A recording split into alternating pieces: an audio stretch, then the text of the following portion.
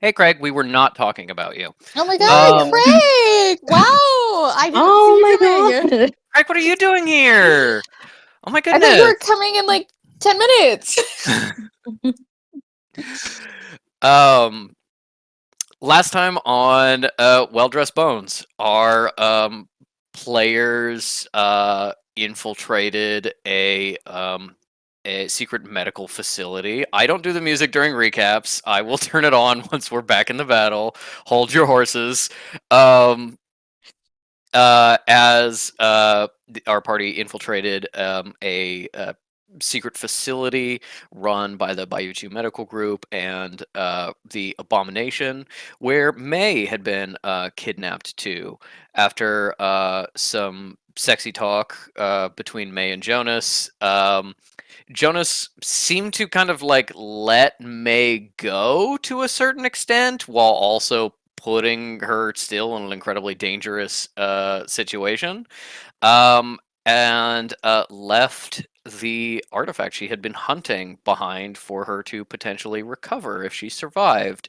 Um, uh, Cal and Fish infiltrated the facility with uh, the reflections of May and Metal, Metal Chantilly, and Andrea Barrow, and it essentially kicked the ass of a horrible, grotesque creature that had been made from Dr. Cho, who it turns out had been kidnapped by Yuchu for experiments, and as well as more hospital stalkers, while also dodging the operatives and soldiers that help run this facility. Um, After a lot of vicious insults and backchat and making fun of, they ended up in battle, helping rescue May and attempting to escape, where they now end up in a rather precarious situation. Um, May being free and sort of on her way out. Fish, Cal, and Chantilly by the exit with only two operatives left in their way, but some resurrected creatures, Dr. Cho among them, closing in, and Andy being strangled to death by a stalker away from the others, in a little bit of danger of being perhaps left behind or ignored. And with that, we will start our music. We will open up Owlbear, and we will start at the top of the round with Fish.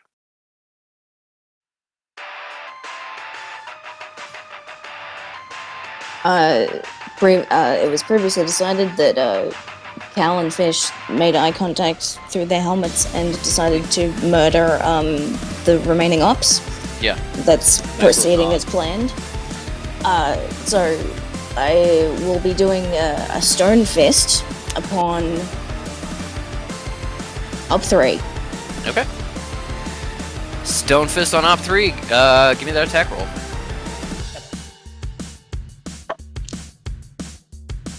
14. 14, I believe, misses. Let me just get that up and double check.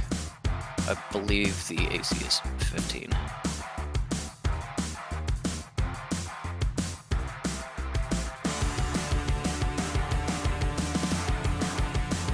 Yes, unfortunately, that misses. That's okay. I'll take away the spell point. And we still have bonus action, which of course is going to be Blasphemous Darts. Okay, you got it. Give me that damage.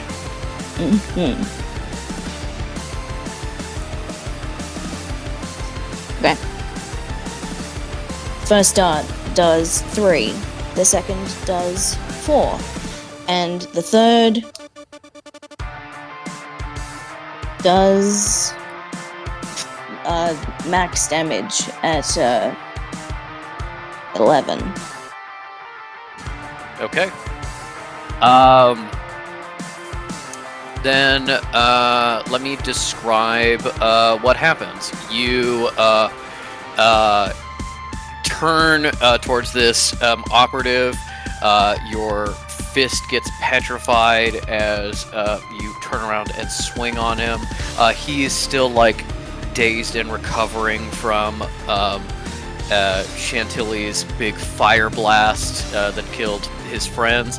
As he's kind of like clearing his goggles, he swings out of the way and you entirely miss.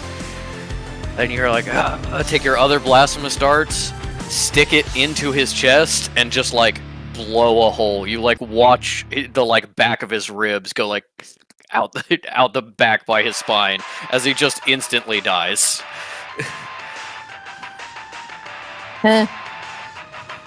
Sorry, we shouldn't be laughing. Okay, operative 3 is dead. You still have movement if you want it.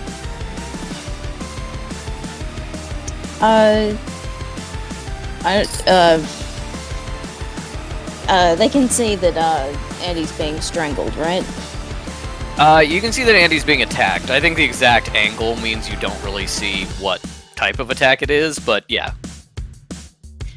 They're just gonna be like, she'll be fine. And I guess, but no. Let's say charitably takes a couple steps forward, just to be like, I'll run over if I have to, and then that's it. That's the end of the turn. All right. Then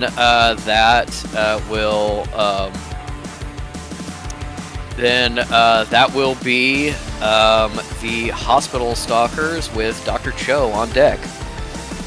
First things first, we roll this. Fail.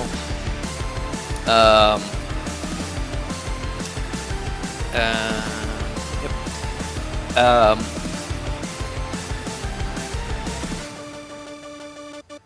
The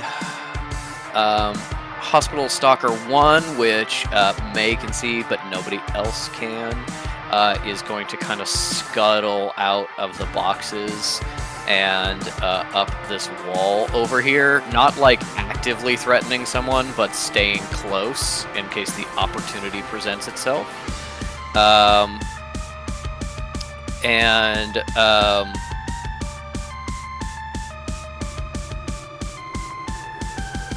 And sort of readying in action. May can see it kind of like unfolding its big, long, weird arms as it prepares to swipe if anyone gets too close. Hospital Stalker 4 is going to try to kill Andy. So that is a nat 20. And I'll just roll the second attack, I guess, in case it hits.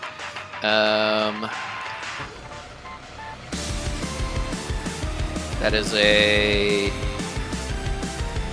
19, so that hits too. Cal rolls up like, what did I just fucking say about not getting yourself killed? Yeah. What is happening here? Why? We can't leave you alone for just a moment. Okay, so let me roll damage. Okay, so for this,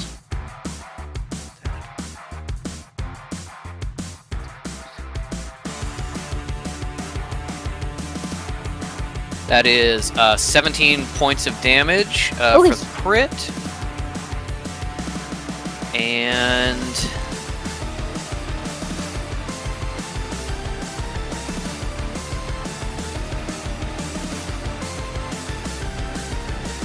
points of damage for the second hit. Andy is now below 0 hit points. All right. The claws just start like it's still wrapped around you, and the claws essentially like dig into your skin, and then it pulls like the string on a top and just kind of like spins you out and tears you apart as Andy is down. I hope while Andy is going out, they go, nobody help me! Nobody help me! I've got it! I'm good!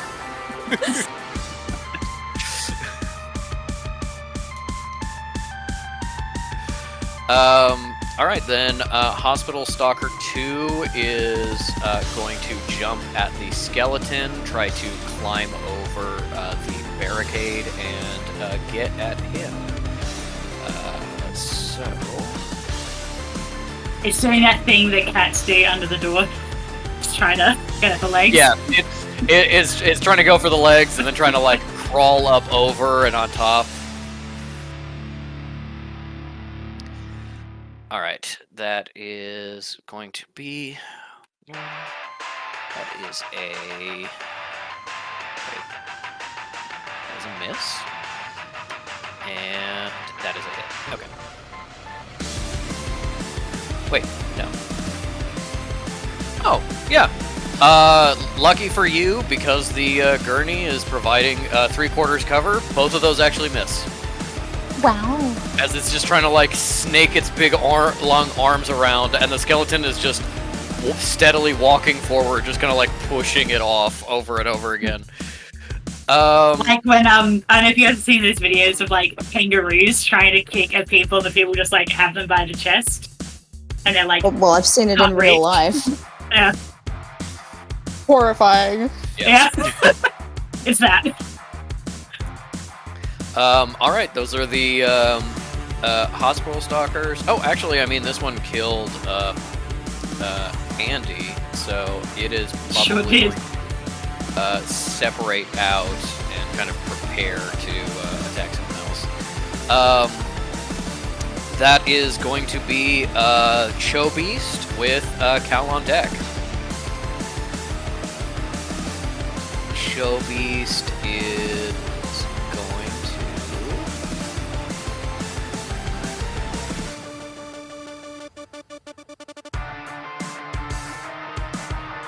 First...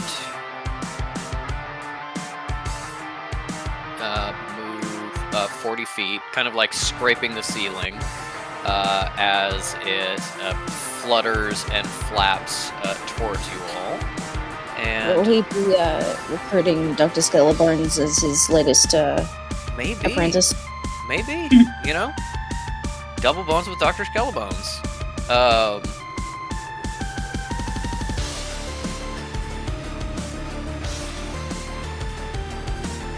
I ruined your train of thought. I'm so sorry. No, it's fine. I was just deciding whether he's gonna take a double move to try to, like, jump down at you or not. Yeah, no, the stalkers are winning, so he's gonna take a double move, and he's going to be kind of right above you here. And bonus action's gonna heal himself a little bit. Jesus. Let's see. That's a hell of a lot of distance he has. Yeah. He's flying. Flying creatures are always real fast. Oh, okay. He's also, you know, like, up on the ceiling, so even though he's right above fish, he's not within reach. Then, yeah, he doesn't have a lot that he can do on a bonus action.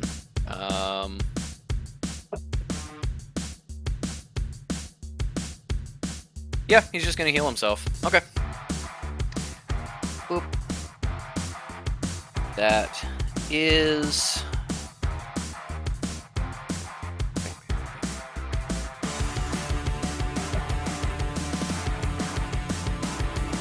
Here's a completely random thought I had the other day.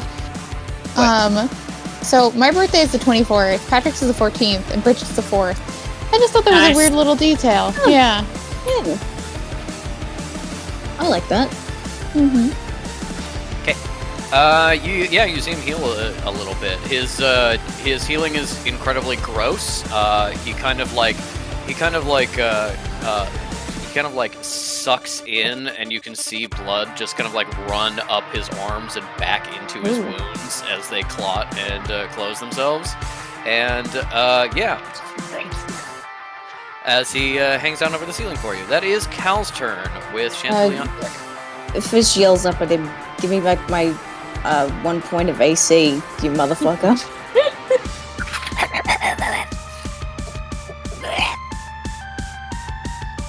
I think that's a no. Damn. How fucked up is Operative 4 looking in front of me? Injured but not down. Of the two, Operative 3 was definitely more injured by the blast. 4 is definitely injured, but is not like on his last legs. I'll take care of him first before we can kind of really get anything done. So I will do a shadow wave for him. Okay. Intelligence saving throw? Wisdom. Wisdom saving throw.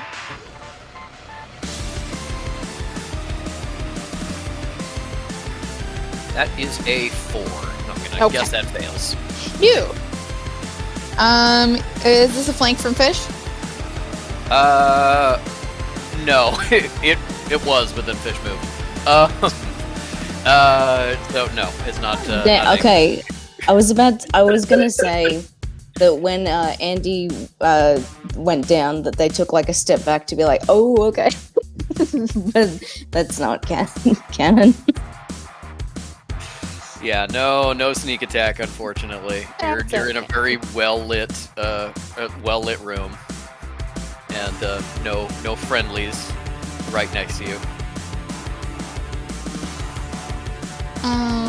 That's gonna be 12. Okay. 12 does not hit. Or 12 damage, you mean? Yeah. No, you absolutely failed the saving throw. Okay. 12 damage. You push out a psychic wave filled with screams of the dead and dying, and he growls at you and shakes his head under the helmet and kind of like bats at his own head a little bit. Seems disoriented and pretty injured. Seems like that did a lot. But still not down. And then I will Shadow Spear him. Okay, give me that attack roll.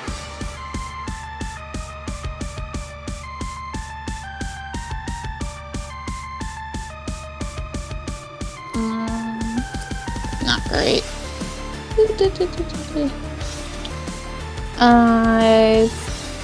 13? 13 to hit? Yeah. Unfortunately, that misses as he ducks and dodges out of the way. You know, they're very quick.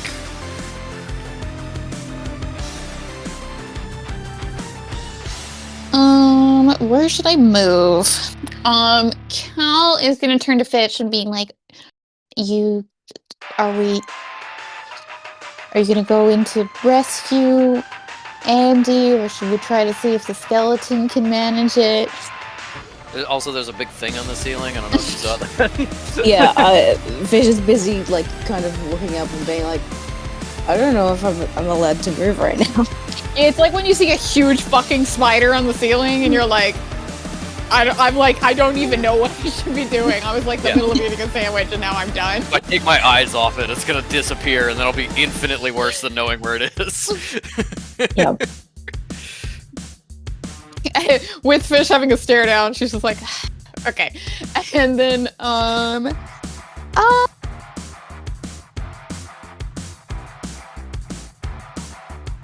think she's probably not gonna. I think she'll scooch a little forward, but still so she's in range of Mr. Op, and be ready to run out and try to. Okay, so you'll kind of like turn into the hallway next to him. No, out further, closer to Chantilly. Oh, if you take one step back, he'll get an attack of opportunity on you. Oh, okay, never mind. Then she'll just stay there, and she'll just be keeping an eye on Skellbones. Okay. Any orders for him? Just continuing the orders of helping out Andy, but being like, put her on the if you can't put skeleton, please put her on the gurney. You don't have a bonus action to order him what to do or clarify orders, so you would have had to have been like, go help Andy with any bad stuff, or I guess take her out, maybe, you know, get her outside or something. So I did say go help her, so that's still. No, you did say go help her, but the more that's fair that I can't clarify, but I think Cal does that, and the skeleton ignores her, and she's like, "That's right, I can't continue." And I had clarification. All right. I think Dr. Skelebones would follow that order by trying to swing his gurney really hard to get Stalker 2 off. And gets a nat 20. It's my boy! Not a ton of damage, unfortunately. He doesn't do that much, but it's still very funny. I mean, he has a sword, apparently. Yeah. I mean, I'm just reflavoring that as he's swinging the gurney real hard. Yeah. That is 15 points of damage to Stalker 2, which is a fair amount. Stalker, they don't revive with tons of health. So I'm gonna do a, I think a saving throw, a strength probably saving throw for the Hospital Stalker. Oh, and strength is their dump stat, so this will probably not be very good. Yeah, not very good at all. Hospital Stalker is just like batted away as and flies over here 10 feet as the skeleton continues to back up to Andy using the gurney as a shield and help Andy. Andy is currently incapacitated. The skeleton is going to make a unskilled medicine check. Starts loosely slapping at her. Yeah, that's kind of like, okay, there's no bones on this, so I don't really know what to do. There's skin and fleshy stuff in the way. These are very simple creatures. That is a 9 on a medicine check. Andy is unconscious, and Dr. Skelebones does not know what to do about it. He goes, I didn't go to med school for this. He says, I trained only on skeletons. This is weird to me. For humans, you need to call a vet or whatever. And then I think he's going to try and grab Andy and like drag her out because he is aware that he's not helping. So we'll do strength for him to get it up on shoulder. Yeah, that's pretty good. He hoists Andy up on his shoulder. His movement is slowed to because he's carrying her, but he is able to pick her up and start walking her back. Unfortunately, you can see he is kind of in this alley between two hospital stalkers. So one is going to probably going to get around the back and maybe get at Andy or the skeleton. He's in a precarious situation, but he's saving Andy, and that's what's important. No one tell her. Wait, I have a joke. Years from now, long after Dr. Skelebones has crumbled into dust, Andy meets Skullduggery Pleasant, and she goes, "You're half the man he was."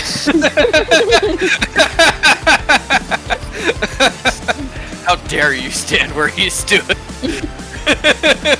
And Skullduggery would be like, I'm not gonna save you. So she's like, what the fuck are you talking about? Okay, that is Chantilly with Operative 4 on deck.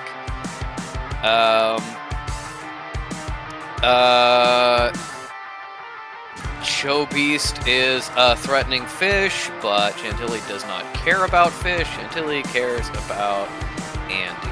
So, she is going to run back here, and I think she wants to get the stalker that killed Andy. She will attack.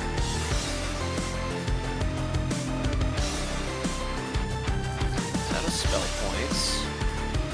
She's terrified of using a gun for good reason.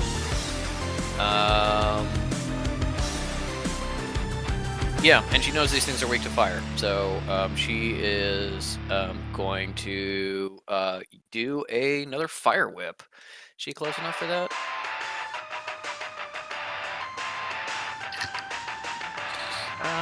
Not really, but she didn't use quite all of her movement. So I'll move her a little closer, and then she'll do a fire whip.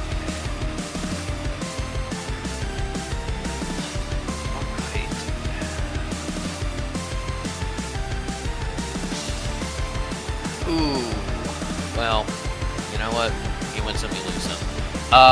Just stretches out a big tongue of fire and whips it out, and it just kind of like splashes against the wall and like kind of catches on something. And she can't quite pull it off as an attack, and you watch her get really frustrated as she beefs it, and then.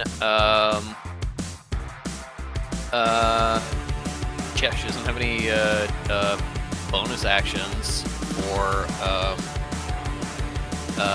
anymore. She used all of her spell points. So, oh well, I can do that.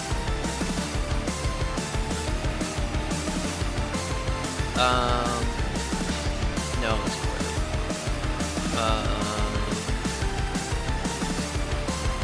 clear. Okay. Yeah, that's her turn, unfortunately. That is Operative 4 with Andy on deck.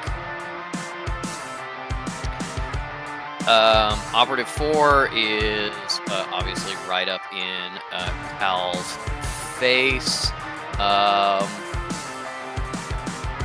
He is going to... I think he's going to try and get help as much as he wants to fight you guys. I think he's going to try and like secure the hallway more. So he's going to, as a bonus action, take a disengage. He is going to run back to about here.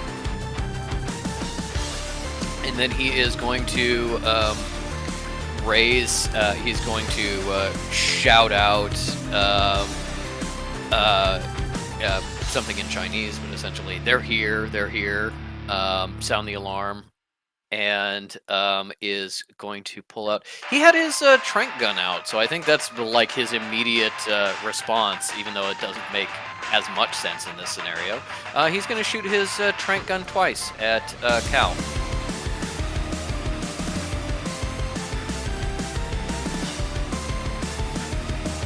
That is a fail. Success. Okay. Cal takes 1 piercing damage as it just goes. And give me a Constitution saving throw. Okay. The DC is 10. Okay.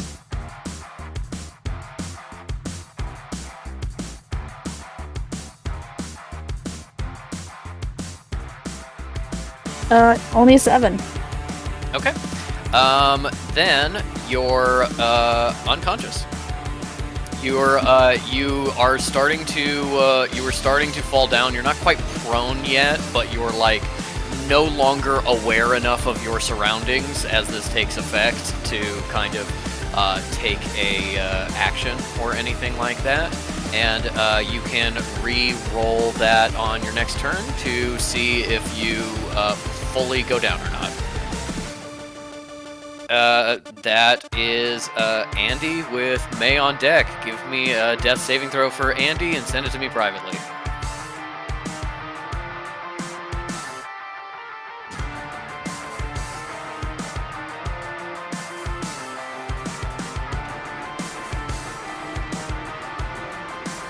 All right, loud and clear.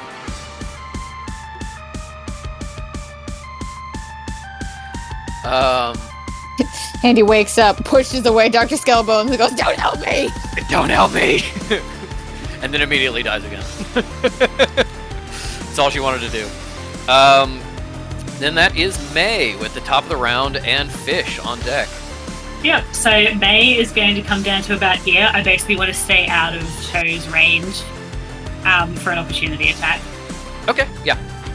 Cho wouldn't get an opportunity attack on you just because he's so far above you. Oh, so even if I pass directly underneath him? Yeah, even if you pass directly underneath him. Oh, in that case, I'll go back here. Yeah. Oh, no, sorry, here. Okay. Yep. And then May, seeing that Chantilly is on the way to take care of Andy and that Pal has just gone down, is going to take a shot at Op 4. You got it. Okay. Your blunderbuss. Not fucking bad. I know. So that's an 18 to hit. Definitely hits. Roll damage. Cool. Oh, that's the wrong dice. I've got to now eventually swap back into being this character. Okay. So many guys at once. That's a 7. 7 damage? Yep. You wing him in the arm, and you can see him kind of like try and duck more into the hallway to get cover. He looks pretty messed up, but not quite out yet. Cool. And then what am I gonna have to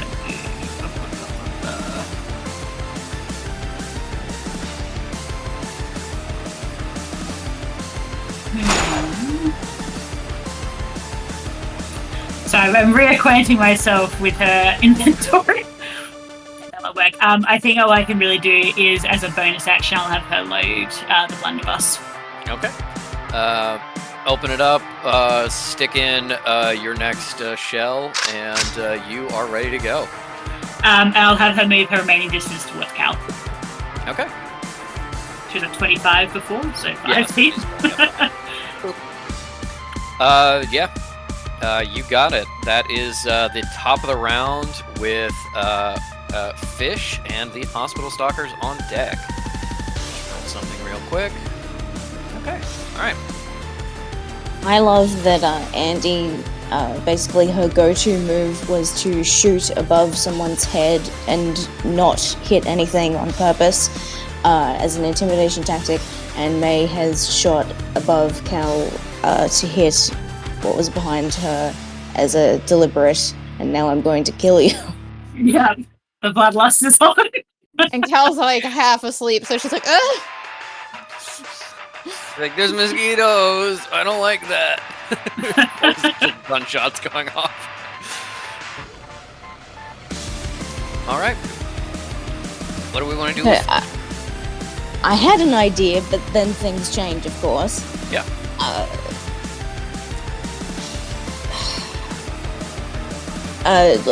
Looks at May and like nods to indicate you're gonna grab Cal. Is it they just nod? Just like a Nods at nod. Cal. Yeah. Looks at you. May like finishes loading the blunderbuss and just looks at them like, yeah, no shit. And they go, okay, well, just here's what we're gonna do. Just in case we get a miss. Can we go over and like grab Kel and pull her back over here, or just out of the way in general? Yeah, give me. What?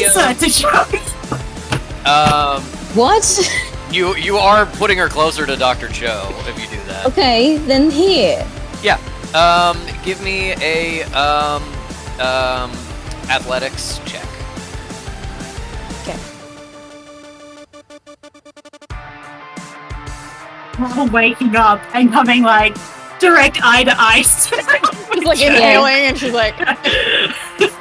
Also, I like to think that May gives Fish a no shit look, and then Fish goes to help Cal, and then May's like looking at them and being like, "Did you guys switch places? Get off my dick!"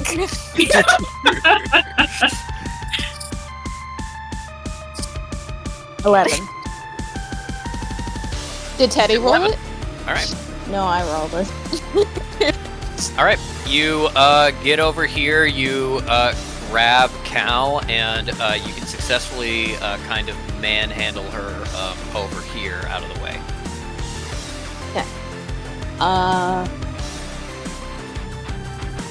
Alright. Can I do like a roll of medicine to see who is the most injured right now out of everyone? Of the enemies, rather? Mm-hmm. Yeah. Give me a medicine check. Nice. 21. With a 21, you can see hospital stalkers 2, 3, and 4, Dr. Joe, and we'll say you saw Op 4 as you were running past. Op 4 has very little health, single digits. Stalker 2 has just over single digits, I will say. Hospital Stalker 4 is injured but fine. Dr. Joe has a lot of health. He had a lot to begin with, and he healed and brought himself back. So, most injured is definitely Op 4, then followed by Hospital Stalker 2. Well, then, first of all, we can blasphemous darts and send 2 to Op 4 and the 3rd to Stalker 2. Okay, the fat one to Stalker 2? Yeah, that's the one. Give me those damage rolls. Okay. Dot 1, 2, dot 2, 4, and dot fat 10. That is my favorite number. Okay.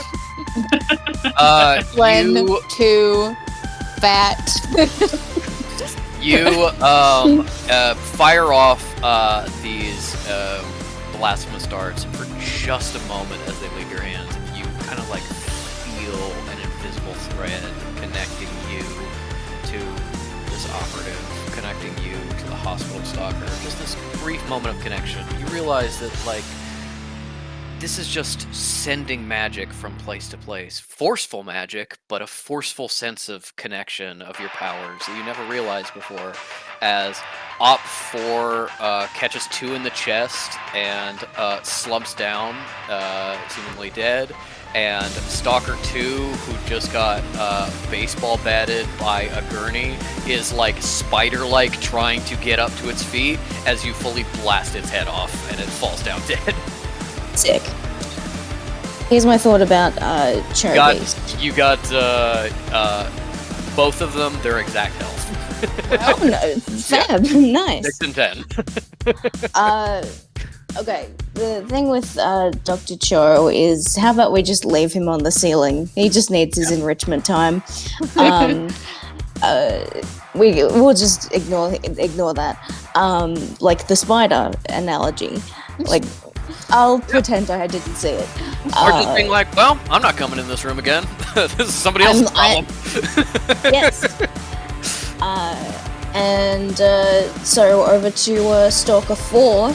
We're gonna use one that I haven't used in a hot while. Chaos Bolt, which has a range of 120 feet, so I'm not concerned about. Yeah. Absolutely hits. So absolutely is in range. It would hit. Yeah. I'm now going to roll to make it hit. Please do. That'd be great.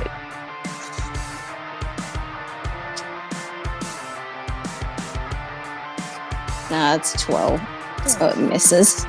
Hold on one sec.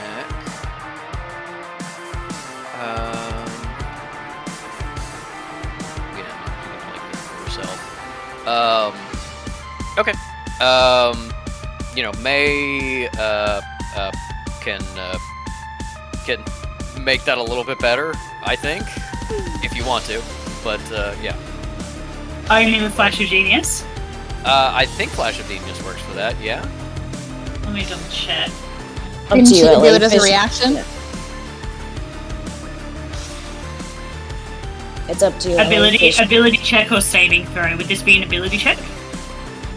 I believe an attack roll is technically an ability check. Let me Let's do it. look that up.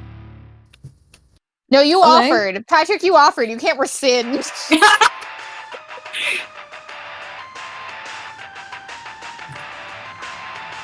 Okay, so that's plus 3. That's a isn't it? 16. Plus 4, 16. Oh, nice. Well, thank you. You're welcome. Technically, it doesn't work on attack rolls, but I don't care this time. Yeah. Megan's off the shits. Yeah, don't do it in the future. you. But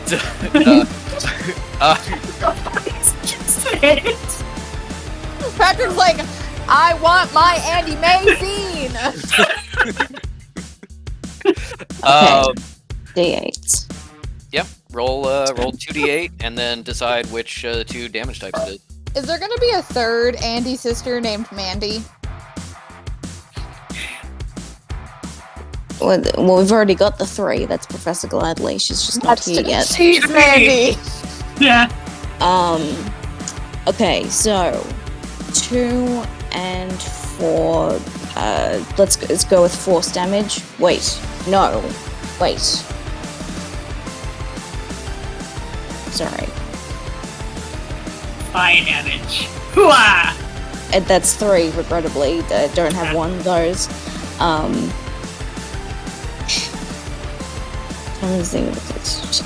Yeah, okay, let's do force damage. Okay. So that is what 6 plus 1d6. 6 plus. Okay, so 11. Okay, 11 total. You fire this forceful blast. It's like a big chunky blasphemous dart. Like you took all of it together and crammed it into one big one. As it fires out and nails this this beast. It's looking pretty hurt. It is not quite dead yet, but it is very messed up. And I think we established that beast speech doesn't work with them, but like Fish is still going to shout out, just stay there, and you can not be dead. You definitely, definitely got its attention. So I think you can really obviously see that it's turning away from Dr. Skellebones and Andy to focus on you and Chantilly, who attacked him but missed. So yeah, even if it doesn't understand you, shouting out helps with that. Yeah. All right, that is the hospital stalkers with Dr. Cho on deck. Hold on, and we also like daintily cradle Cal and like blocking. There you go. May sees as the invisible hospital stalker 1 crawls into the hallway and sets itself up spider-like in a corner to take a grab or a slash at whoever runs Fuck's past. sake. They like to booby trap. They're like They do. They're little guys. they're like antlions or whatever. The ones that Ambush predators. yeah. Stinky little guys. Stalker 4 is definitely going to come after Fish and Chantilly. Let me see.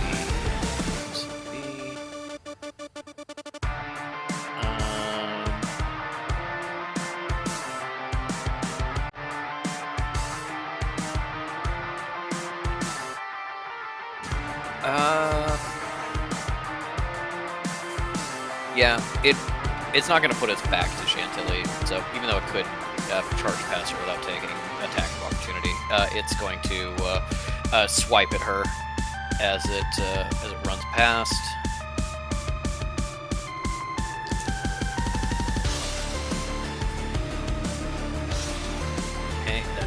hit and a hit. Wait, is that a hit? That was just 14, wasn't it? 13. Okay, yeah, 2 hits. And so now Metal is going to be grappled. Let's roll some damage. Fortunately, Metal has been not been hurt very much during this battle.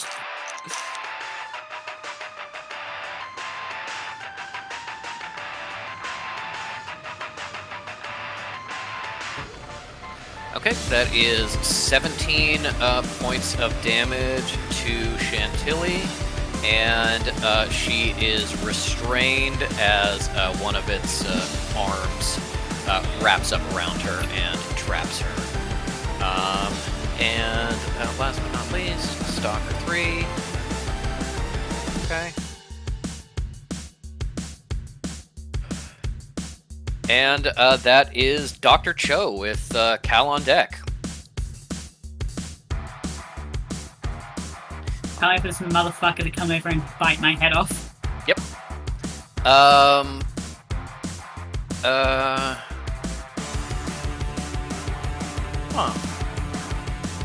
Or he could say that Chantilly is being attacked and like some vestige of his humanity like bubbles to the surface. Oh, maybe. yeah. He goes, Maybe. the woman I love. The Should woman I make a love. delicious snack. And someone who kinda looks like my apprentice is fighting against these creatures. My god, what am I doing here?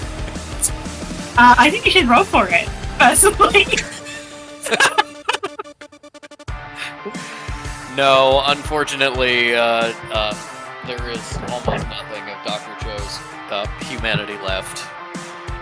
Unfortunately. Says the creator, says the person running the game. Says the person who made that decision, yeah. You can always unmake the Unmake it. decision. Maybe.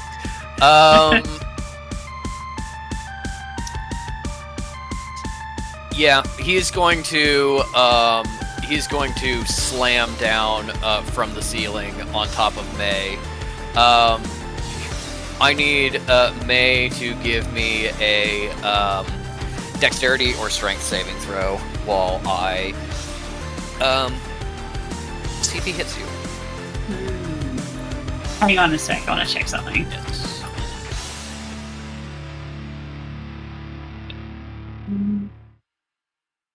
What is it? Damn, okay, never mind.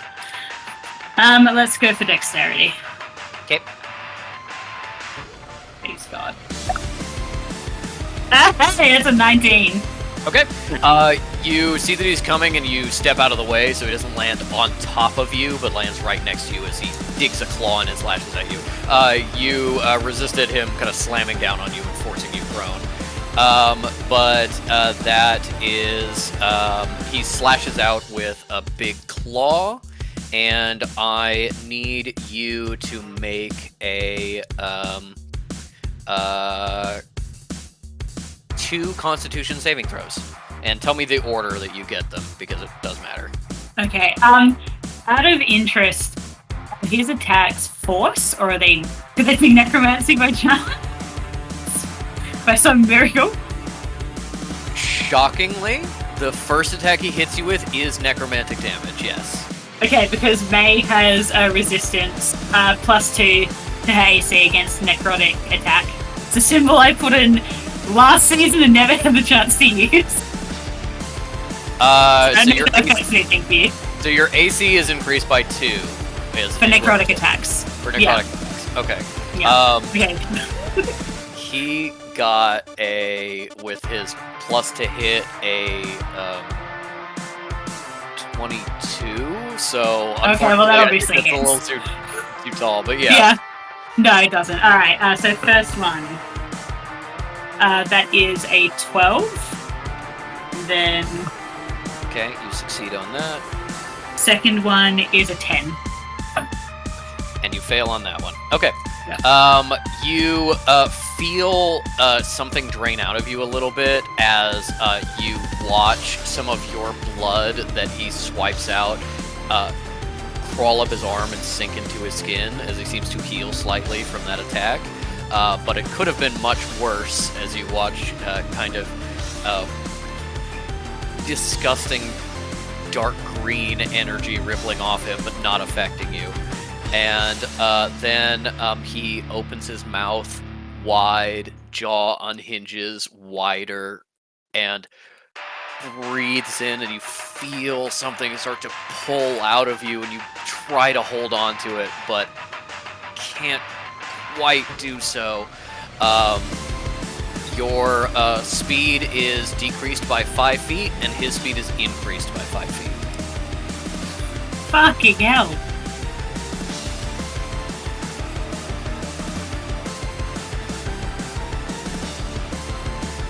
Is that till the next long rest, or?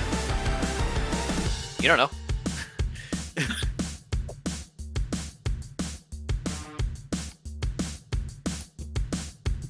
I've just accepted that the 11 AC is permanent, so Ellie, you accepted too. Yeah, you feel your muscles get heavy, legs weighted, as it seems to get a spark of energy from you. And then it is going to use the rest of its movement to fly back up to the Go away. Go away. where it is at this one again, looking down at you, ready to pounce again. Does May get an opportunity attack because it flew up?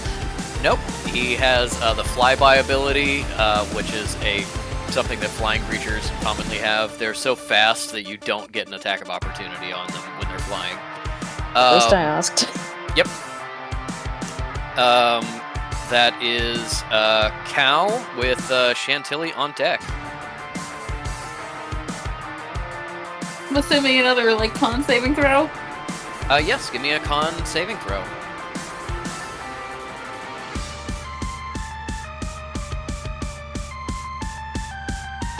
Much better. That's an 8. That's an 8? Okay. Unfortunately, Cal falls to the ground unconscious. He's still like twisting and moving a little bit, not like fully out, but very much like desensitive, dead to the world. This is what she gets for not sleeping. Yeah. The defenses against this are so low. She could get that constitution up, but no, she decides to read instead. Free movement. Fish just makes sure that she's not fucking at least gonna swallow her own tongue or something. Yeah, keeps from cracking her head open as she kind of collapses. That's a free action. It is going to be Chantilly with Andy on deck. Chantilly is restrained. She is going to try to pull in and unleash a fire blast right in this thing's fucking face. Which, no! You know what? She'll do this instead, because that makes more sense.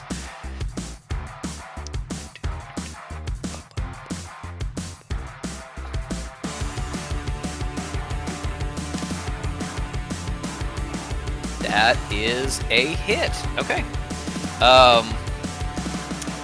You see Chantilly struggling in this thing's grasp as she tries to get free. Claws are tearing into her face, pulling at the corner of her eye, ripping blood and pieces out. She finally gets a little bit of an arm free, and you watch as she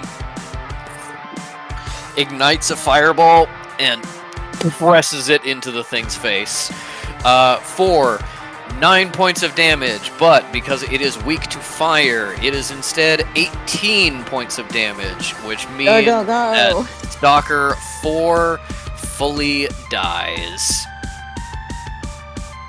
Well, actually, he hasn't been rezzed yet, so he just becomes incapacitated. But he does fall off the wall and kind of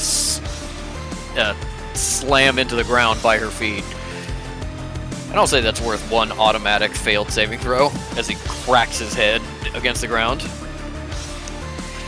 And Chantilly is free. She is then going to use her movement to run over to Dr. Skelebones and help Andy escape. That is Andy's turn with May on deck. Let's see what happens. Yeah, give me that death saving throw and send it to me privately.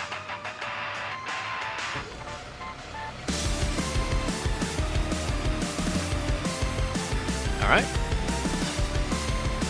Good to know. Then that is May's turn. With the top of the round and Fish on deck. Okay. May is going to... Patrick, can you show me again where the fucking bastard one in the hallway is? Boop. Okay. May is going to... Actually, no, she'll stay here for now. Right off the bat, gonna shoot this fucker with both guns, so... Yeah, alright, makes sense. Let's do that first. And I think you're in range for the for the walloping ammunition as well. For the spray, hell yeah. Yeah, so, actually, can May load the walloping ammunition into the energy revolver? Did we ever discuss that? Or is that a fully, nah, it's the energy only? I believe we said it was energy only, that, you would have to spend a little extra money to make, special energy ammunition. And that was sort of the payoff for being, it's got a bunch of bullets and it doesn't really need to reload. Cool. Alright, well, first one, I will do the energy roll first. Yep. That is a 19. So definitely hits. Give me damage. That is a 6. Okay. And then she uses the blunderbuss as well with the walloping. So let's see what that is. Firstly to hit. Very nice, that's a 25 to hit. Okay, definitely hits. Now let me do all the rolling. Yeah, roll me the damage, and it's a DC 10 strength saving throw for the walloping, I believe, right? Yeah. Okay. Yes. Alright. That's that is. Okay.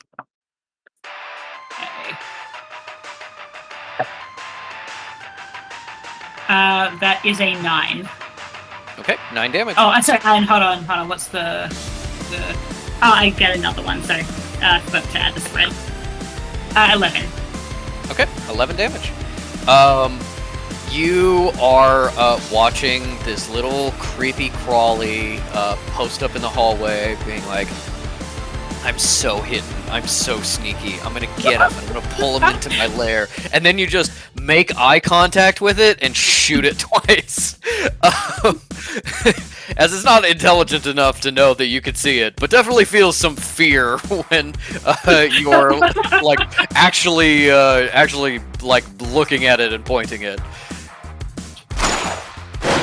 As you fire, it does manage to cling onto the wall, beat its saving throw. It really almost gets knocked off, really scrabbles loose, and because of that, I will say loses its invisibility. And so everybody can see it now. But yeah, it went from. It's hard to get, even with sea invisibility, it's hard to tell how injured something is because that relies on so many things like color and detail and things like that. In the moment that you were looking at it, you feel like you saw it for just a moment, really truly saw through it. And it went from totally fine and with a lot of health to really fucked up pretty much instantly. It is not dead, but it is not in a good way. Cool. And then May is going to use her movement to post up behind Fish, and she is quite low on health. Sounds good. Then that is the top of the round. Let me do another secret roll. We came to rescue you. All right. Appreciate it. Yeah. Hey, how's it going? Why are you guys here? Just taking in the sights, or? And I think that's. I'm pretty sure that's what she can do. Yeah, it is Yeah. Fish's turn It sure is. with the hospital stalkers on deck. Okay. Oh, Patrick, I just realized, did Skellebones do anything for Cal's turn? Oh no, he should have. He should have moved. Yeah.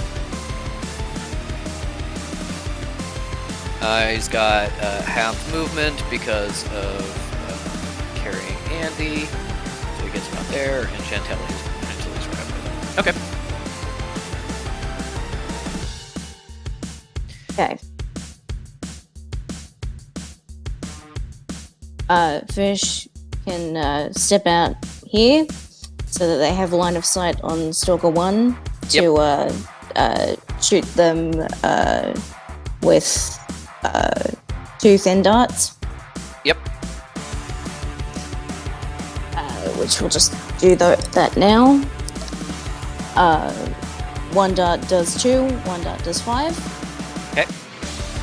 And the third fat dart goes to Dr. Joe.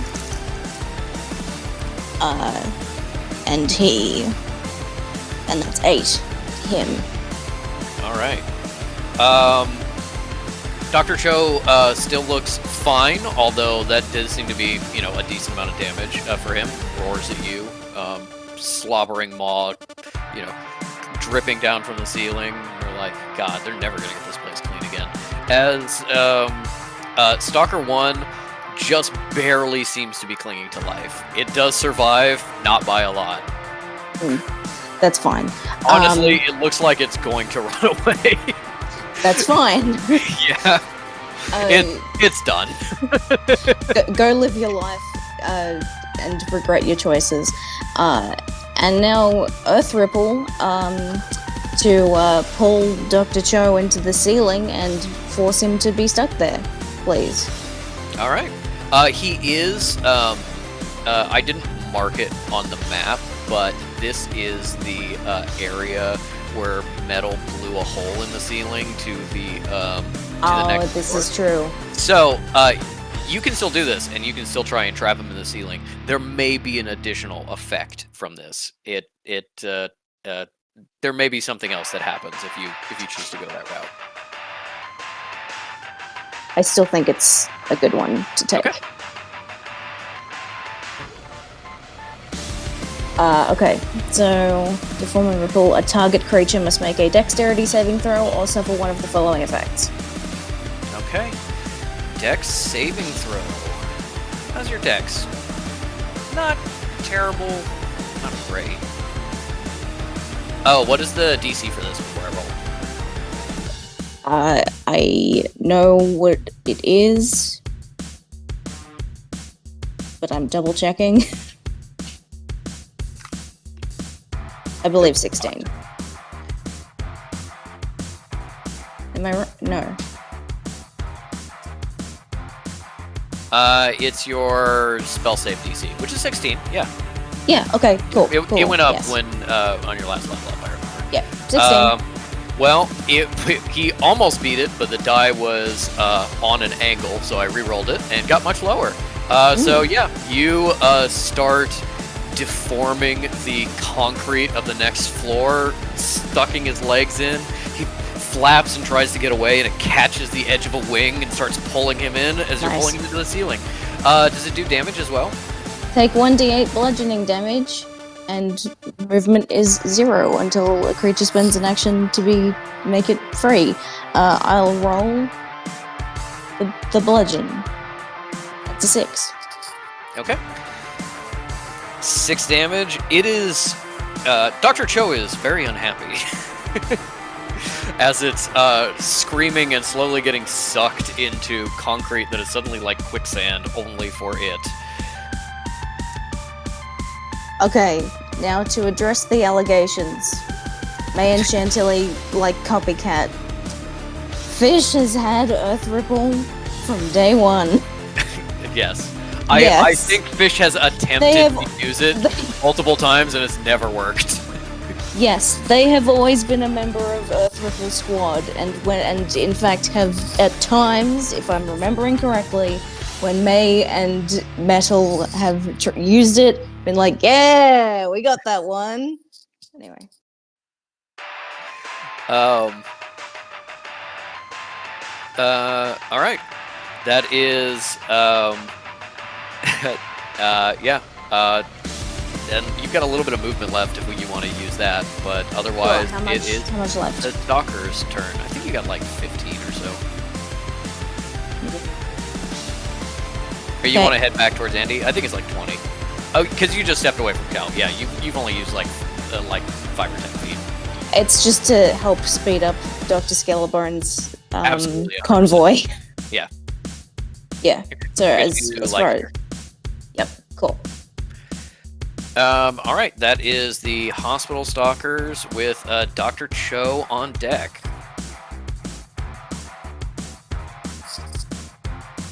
Okay.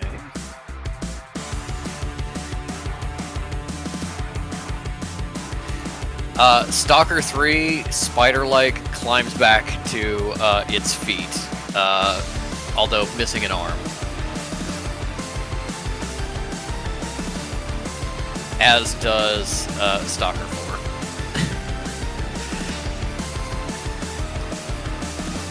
Guys gotta leave. We're trying! All right. I'm gonna say that was their turns. They'll have movement but no attacks. So Stalker 3 is going to circle around this way. Stalker 4 is going to climb up kind of on the wall over here and get out of the way a little bit.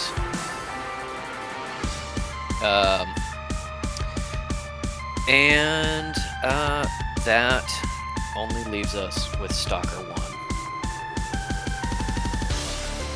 Okay, that's what I expected. Stalker 1 fucking bolts.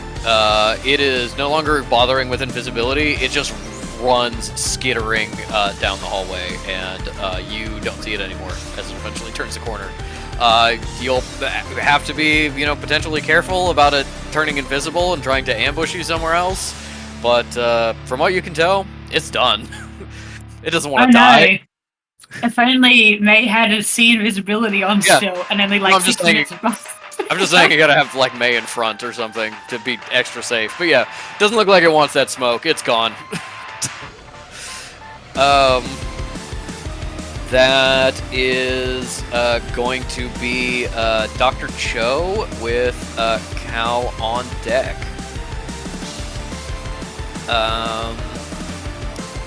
Fish just ran around underneath. Cal is unconscious. So yeah, I think he's going to fly in to this corner with He's May. stuck. He's stuck. Cal. He is stuck. You're right. Then, in fact, I have to do something else. This is going to be a luck roll. Okay. That's This man that is not- legendary anti-Earth Ripple ability that he's been waiting to use. Bye.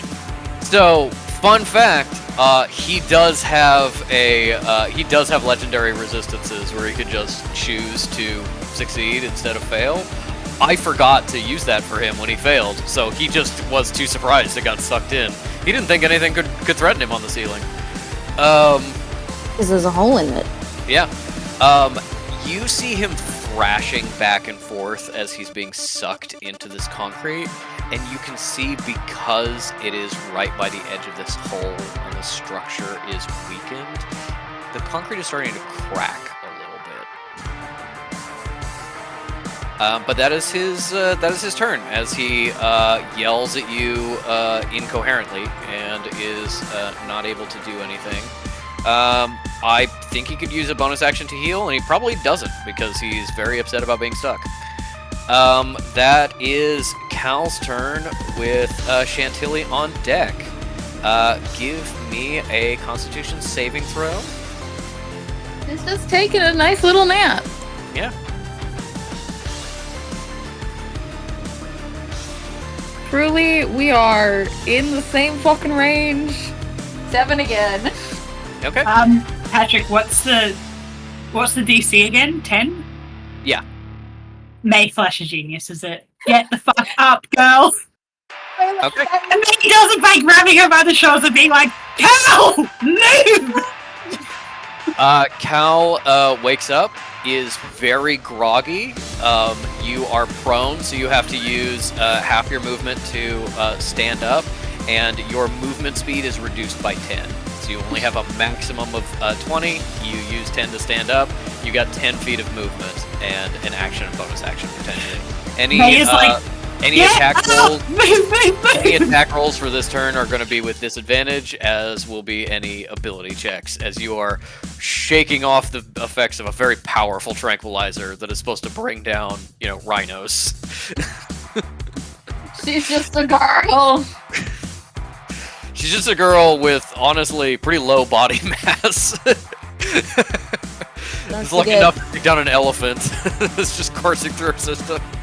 Dr. Scala Barnes. He has to move. Yeah. And he will. I just want to see what Cal is going to do with an action or bonus action. Gotcha. May is fully, trying to push her out the door. Yeah, in that case, Cal's just gonna use her, full, movement and action and bonus action to move. Okay, cool.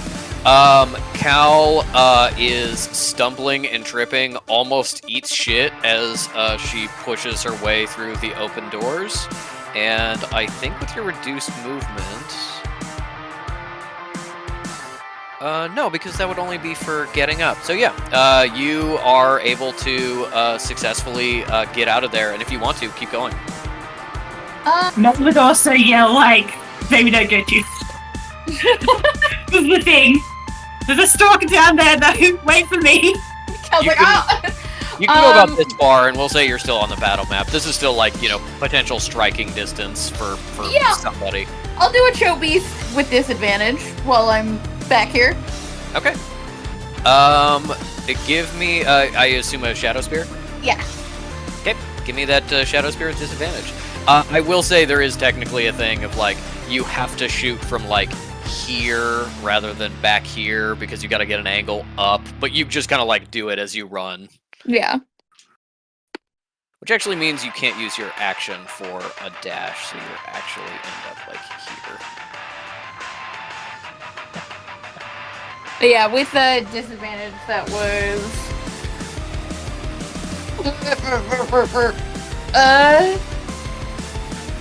16, which isn't that bad. 16? Hits. Even with the extra armor class sucked away from fish. Give me that damage. Okay.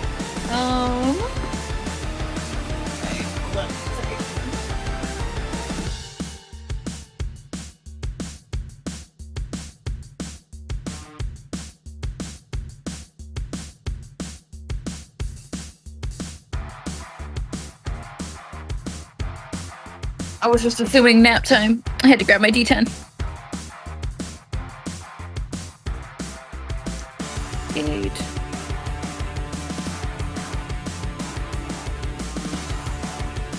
Uh, 10 damage. 10 damage, okay. And give me a luck roll. Just roll a d20. You're looking for, at this point, a 12 or higher. That rolled the fuck off.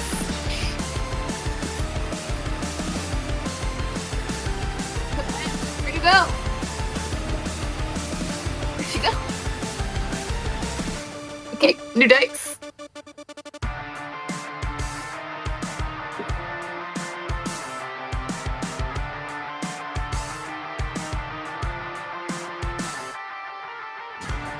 $17. Okay, 17. As you all watch the show beast screaming and snarling and shaking as he gets trapped and then hit with magic, he's pulling and pushing, and you can see the concrete start to crack, and then all of a sudden it lets go, and the entire shelf of concrete he's trapped in falls from what in a normal building the third story, tumbles down, him still trapped inside, and he smashes on the ground before a pile of concrete and rubble and steel collapse on top of him. He survives the initial impact, and as the rubble falls, you can actually hear it snap his arms and then his spine as he is pretty much entirely crushed except for his head. And he keeps biting at the air as he dies, like a snake's head, not quite knowing that it's really dead, but you finally see it stop moving as this area is now all rubble and difficult terrain, hard to get around, but Cho'Beast is dead. Thank Christ. Cal sees this happen and she's like, still got it. Still got it! What was that, Cal? Still got it!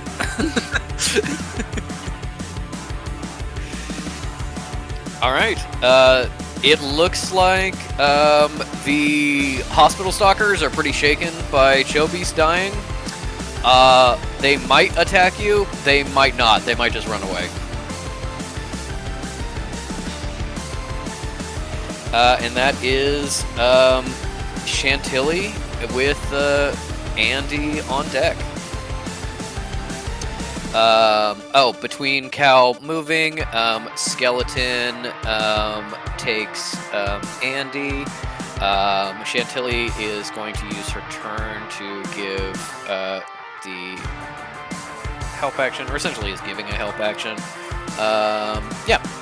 So Dr. Skelebones can get all the way up here and is now going to shield from this direction. And then on Chantilly's turn, Chantilly can come up here and is going to do a fire whip, we'll say. Another one. See if it hits this time.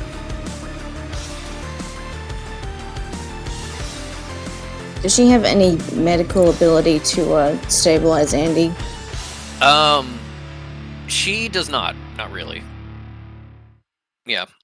Useless. She doesn't have any medical abilities. She doesn't have a she doesn't have a Spare the Dying. She doesn't have a healer's kit. She doesn't have proficiency in medicine, so she could spend her turn trying to stabilize Andy. But it seems like she's focusing on getting Andy to where a medical professional, aka Cal, you know, the closest equivalent of Calla there is, can see to her. Yeah, make Fire Whip attack roll. I don't know. Okay. I know this is on recording. I don't know how a player can leave our game after having a character that just does skill set nothing but take L's, and somehow that player no longer be in here. Entirely new set of dice. It's like the universe knows that this is still a reflection of Metal Vaughn, and so just keeps taking fucking L's. That is a nat 1 on that fire whip. I think honestly, she leans back a little too far to get it, and she ignites the gurney that Dr. Skelebones is carrying behind her. Doing it. That is on fire. She goes, God damn it!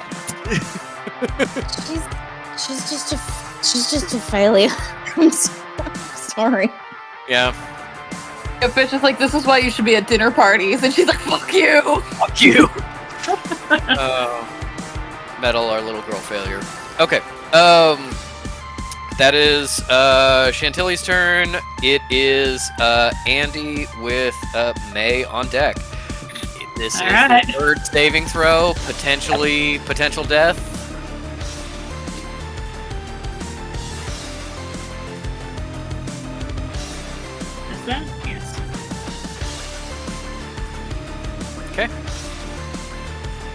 No. All right. Then that is May's turn with the top of the round and Fish on deck. Okay.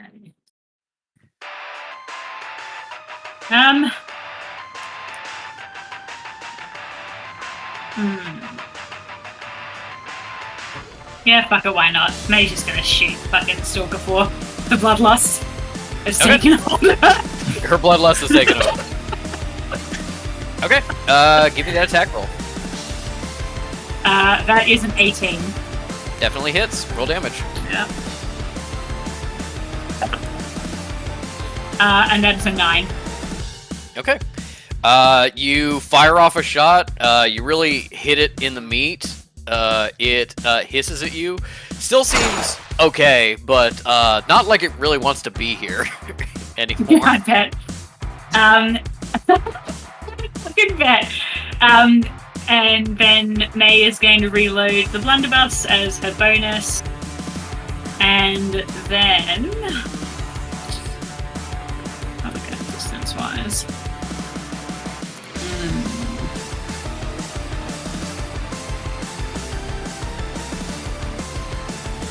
Yeah, no, May's gonna join Cal as far as she can get. Does she Sounds see good. any fucking stalkers in the distance? Yep, as she is covering the exits. That gets us to the top of the round with Fish, with the hospital stalkers on deck. Fish, unzips the fucking Band. uniform a little bit. No, fuck off. No, fuck off.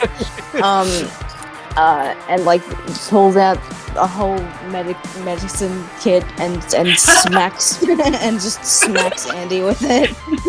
The little briefcase with the medical cross on it just hits her in the face. And that costs 1 action. And I don't care if it's already too late. I still want to do that. Be healed! Be healed. So that just stabilizes her, right? Yep. Okay. 0. Yeah. Andy is stabilized, no longer needs to roll death saving throws. With that, I'll give you the free medicine check that she had 2 failures and 1 success. So Nice. she was close to dying. You still have your movement and a bonus action if you so choose. With their hands, gonna put out just pat out the fire. Yeah, on the okay. gurney, fuck's sake, metal. Okay, yeah, all right, and then grabs the That's first not arm that purpose. is- yeah, You know look, what? It's not. hard. You try fighting with fire, huh? I will as soon as I can. Grabs top of the gurney, yanks it away from Skeletor, and it's okay, I can take it from here. Illabon's is looking very confused. Just like the blank eye, hollow sockets of just this is on fire now. No, it's not on fire. It's taken away from me. Why? Just why? It's we are rolling it out of here as far as we can take it. We are leaving. We're going out the You put door. it on its wheels and you just roll it back and forth a little bit. Skelebones is Yeah, Fish hops on the if there's a little stand and kicks it like they're doing a scooter. It would be so fucking funny if you were Hits him in the get on the ankles." gurney, and then immediately the power dampening effect activates and you don't have magic anymore. But I'm gonna say Metal accidentally did you a favor and just burned a bunch of that off.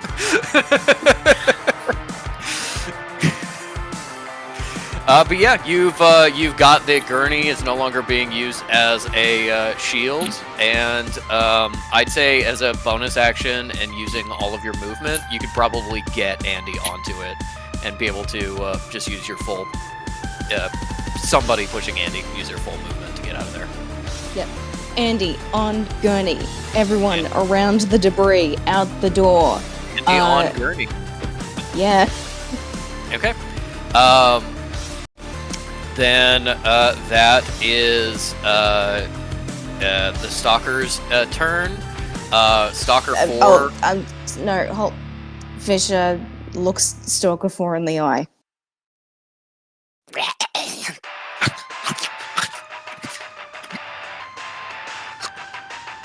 Can I roll intimidation? Yes, go for it. Thank you.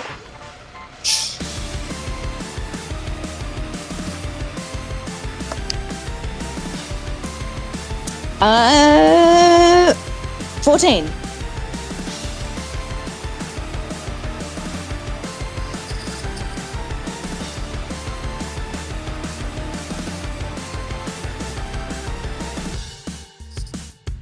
And the look is to indicate, don't fucking. That was don't fucking was tempt with- me. that was with disadvantage. 2 and a 3. So Stalker 4 goes and scuttles farther up the ceiling and like gets like farther away from you. It's still watching you and it's still kind of like hissing threateningly, but it's a creature that doesn't want that smoke anymore. So it is absolutely giving you room to get away. Stalker 3 climbs up behind the Oh, boxes thank God. and goes invisible. So they're still here. You probably don't want to linger in this room, but they are not stopping you from leaving at all. They are done. Mm-hmm. Does this mean we're out of combat? If you want to be out of combat, as long as you're like, leaving the room and not antagonizing them, yes, Yeah. 100%. We are leaving. We are getting out of here. All right. You rejoin the others and are just like, we gotta fucking get out of here. You're all torn up. You're all injured as you're wheeling Andy out, and Metal is checking on her and making sure that she's stable, and also probably glaring at Fish a little bit because they smacked her in the face with a medical bag. Don't As question my methods. I'm a doctor. well, you're not a doctor. I mean, other you is a doctor, sort of. I mean, Kalla's the real doctor, I guess, but Zeke knows some things. Let's just go. She's like too embarrassed for her They- poor they performance to really be insulting you again.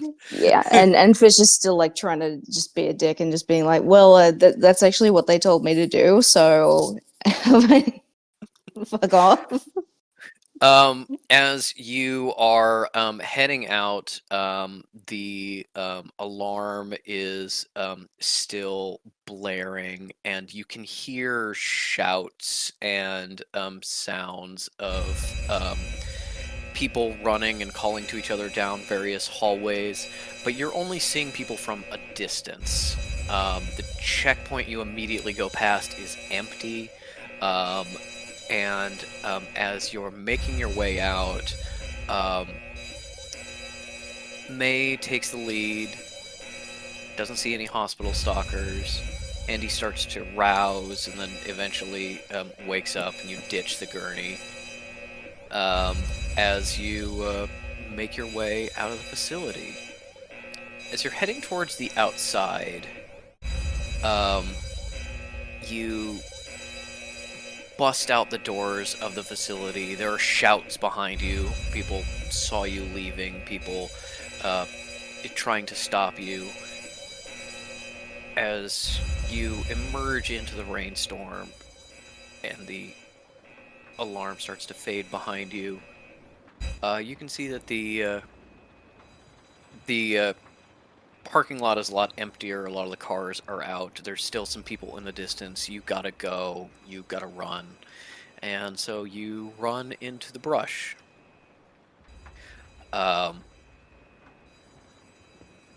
I would say you are more focused on speed than subtlety at this point, but there is still patrols in this area and such. So I would say everybody give me a stealth check with disadvantage, and Still if I- pass without trace? if I remember correctly, Pass Without Okay. Trace is still active.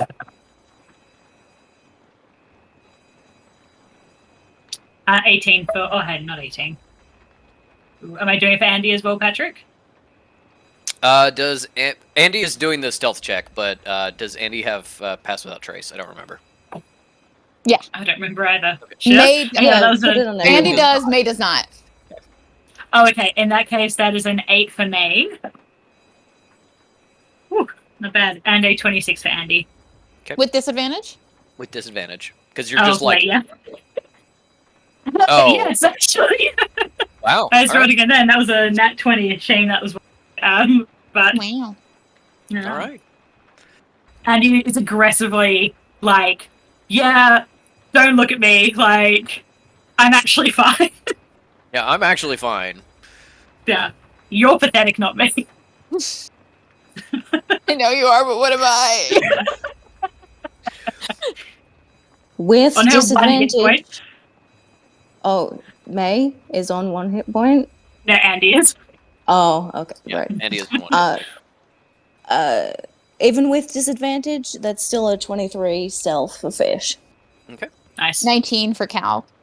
And a 16 for Chantilly. May is making a little bit more noise than probably she should, but God, has May had a hard day. So as you just push through and kick through the brush and the bushes, you're trying to keep track of if you hear other sounds or other people here.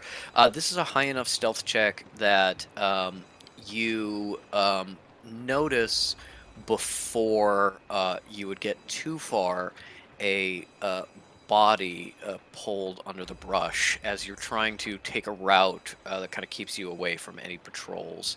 You see some boots sticking out under a bush in a little puddle of blood. Knee As deep in you- bush. I was about to fucking say the exact same thing. It is knee deep, but from like the head to the knee. in Lost in the bush. sauce. Yeah, lost in the sauce. Bore, some might say. And as you leap over it and keep going, there's another dead body.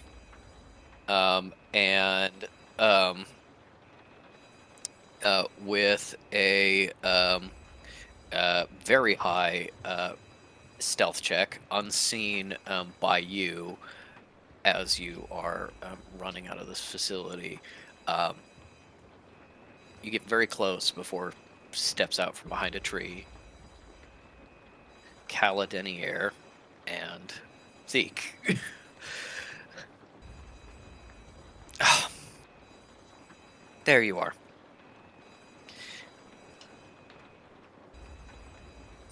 Andy is incensed and steps forward and says, "What the fuck are you doing here?" Is she awake? Yeah. Okay, cool. Sorry. Well, we followed you. We couldn't let you handle things incorrectly. Yeah, we care about you. What am I? I'm just gonna let my Tohine and the mean lady who lives in my yard just go off and do their own thing? Well, as you can see, we handled it correctly. So, also, bit of a problem. There's not enough seats in the car for you, so I suppose you're taking a different ride home. Bye! And he just keeps walking. I think Cal and Cal would make eye contact and have their first moment of like, Yeah. Kala and Zeke are both definitely looking over a bunch of very fucked up, injured people. We handled we're it. still It in was so much better condition fine. than Andy is. Yeah. Yeah, we're fine. Being like, now if you'll excuse me, I'm gonna limp into the bushes.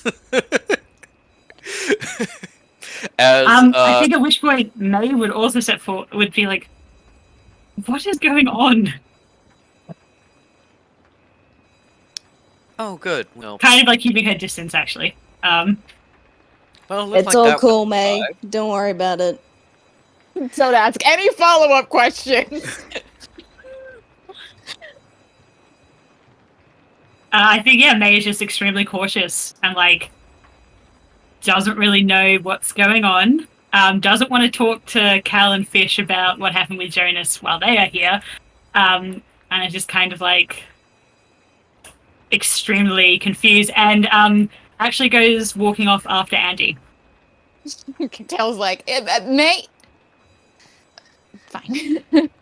As You and Andy head deeper in, and the others try to catch up and find you. You come through. Kala sort of quietly approaches Chantilly, and you hear very quietly ask if she's okay, and between her and Zeke, just very like subtle healing and bandaging to get her in a good place. I think, yeah, I think anyone can give me an insight check on kind of what's going on here if you want. Yes. Oh, not bad for Miss May. That is. Oh yeah, dirty 20. Okay. With Just a dirty 13. With a dirty 20, May gets immediately a lot of the dynamics between the reflections that she missed out on.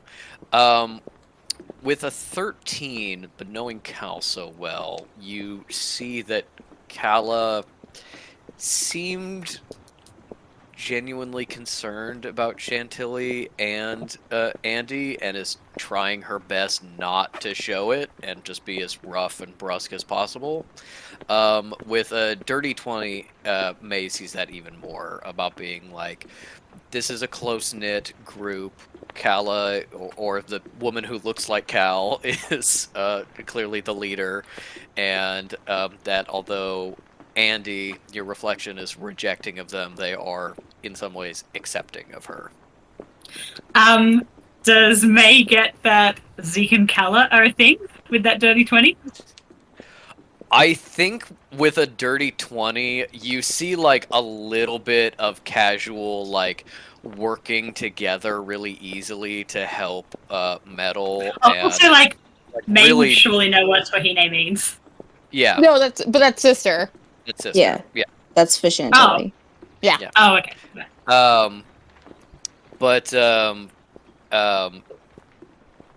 You see like two people who are working really closely together, and while they are bickering, it is in low tones to each other with like the sound of humor rather than actual anger. I don't think you necessarily get like they're a couple in just these moments, but you definitely get like they are closer and have more, a little more intimacy than your Cal and Fish. Which could be nothing. Which could mean nothing. As you approach a turnoff, there is another car there that has been borrowed, and you split up so you can drive off. It's probably a fight. Andy probably wants to drive and is in no condition to. But May has to. after things are all settled down, I think you head out. And I think from there we will start to abstract some things for the end of this arc. But any specific scenes you want to run, any specific things you want to do, go ahead and pitch them. But I will say, as you get in the cars and start leaving the forest behind for the city, you start to see a lot of cars and trucks on the road, a lot of what look like sorcerers kind of up and about, and you get word from Chantilly that something of a coup has taken place. Especially as this is new for May, whoever's sharing that information in her car, the Heavenly House of the Ram has joined with two other houses and have essentially entirely pushed out the Bayuchu Medical Group from this city and this area. They have reclaimed the hospital and revealed the lab, and have revealed that to any sorceress members of the public, members of the houses. The government is very upset, as this was essentially one of their military units, but cannot yet challenge the house. Their houses are too important to kind of their local rule and control, and they just sort of have to eat that embarrassment for the time being, as the Bayou Chu and the Abomination, assumedly, is entirely evacuating from Guangzhou. I would like a short thing with me. Absolutely. It would take place in the car. At some point on, like, because it's a decent drive back to the city proper, yeah? Yeah. No, you can get to, like, the outskirts in, like, 10 minutes, but, like, city where the Reflections house is, where the Heavenly house is, even just, like, getting onto a thoroughfare that would take you south back to Hong Kong, that's probably, like, 30 minutes, 40. Okay, cool. At some point when, like, it's a long drive, everyone just falls silent eventually, because that's what happens. May very hesitantly kind of inclines her head to where Andy is, I imagine, like, borderline passed out in the back seat, and says, so do you still go by May these days? And he just doesn't make eye contact with her and says, go by Andrea Barrow, actually. And May says, oh, I like that name, which Andy doesn't respond to at all. And then a few minutes later, May, again hesitantly trying to be kind of nice, says, you smell like... Have you started smoking cigarillos? And Andy crosses her arms, eyes out, looking out the window, says it's a free fucking country. And May's like, yes, of course, it's just... It's not. We're in communist China. Why would you say that? It's a free country. It's demonstrably not. May just goes like this and says, well, you smell like mum. Which Andy refuses. It does not respond at all, and May gets the sense, hey, I'm not gonna get anywhere here. And she just says, well, thank you for coming to help. And yeah, doesn't try and engage with her again.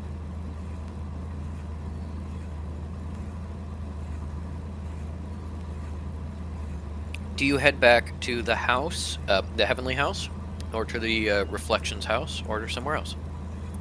I feel like May would basically want to, I don't know what you guys would want, but May would basically want to drop the Reflections off. She absolutely wants to learn more, but figures that Fish and Cal will fill her in later. And kind of just wants to get back over to Hong Kong and head home. Here's your bridge. But she would hello. But she would want to call the house around and be like, hey, I'm fucked. I need to go home. But just so you know, half the shit you've got is some of it's fake, some of it's good, and she would give them the list of details. Yeah, I mean, you were giving all the assistants and stuff that were there. And okay, so they would know. And they weren't captured. It was just you, and those were the people who were like, "This is fucked up. We're arguing against this," and then bringing it back to the house and kind of starting this thing. And in contacting the house is when you get caught up on the fact of oh, the house fought for you, and it eventually turned to blows, and a bunch of Bayou Chu agents were captured in and information gotten out of them to find the facilities and come rescue you. You're like, I've already been rescued, thanks. And I do want to say Mel would be very apologetic, and I'm sorry, I need to go home. Yeah, this is let me know if there's anything I can do for you, but I need to go home. They offer you medical services, getting checked over by some of their people if you come to the house, and of course Zeke would also have access to sort of house medical supplies if they went there as well. Um, and Zeke is also probably like, significantly less fucked up than Fish. Is not nearly as shell shocked, and it's just like, so do you want to swing by the hospital and go look at that kid like we promised Dad? Yeah. I mean, before I go, get out of here. Sure. Yeah. I can check you over once we get some stuff there too. Yeah. No, that sounds good. I'm curious. Okay. Use a sending stone maybe to tell May, like, hey, we're gonna swing by this hospital real fast. And it's probably there that May is like, I have a dinner date.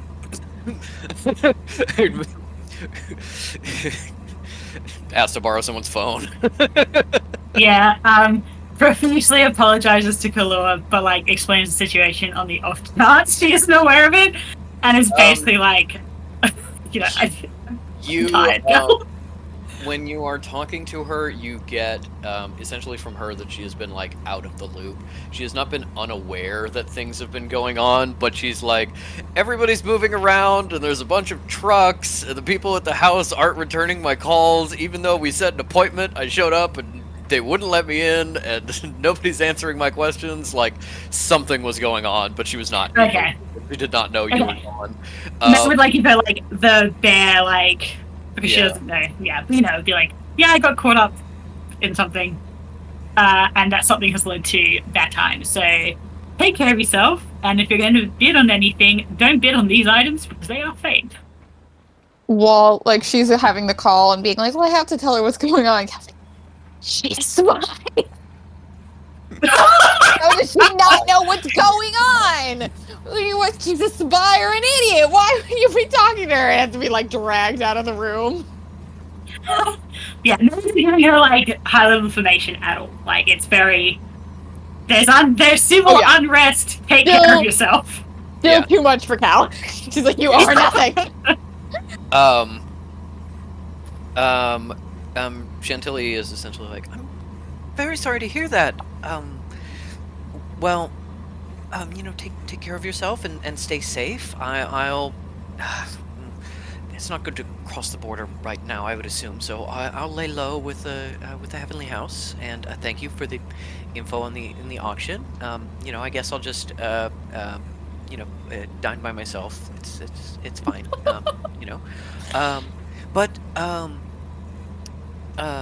May, if you wouldn't mind giving me a phone number or a sending stone number to call you at. I did actually have some good news I wanted to share tonight, but it seems like now is not the time. You sounds like you've had a very big day. Yeah, May will give her a sending stone number or like a frequency or whatever. Yeah. No, Okay. partly because she just feels bad. Yeah. Then yes, we will handle the information that she gives you as a part of the sort of wrap up.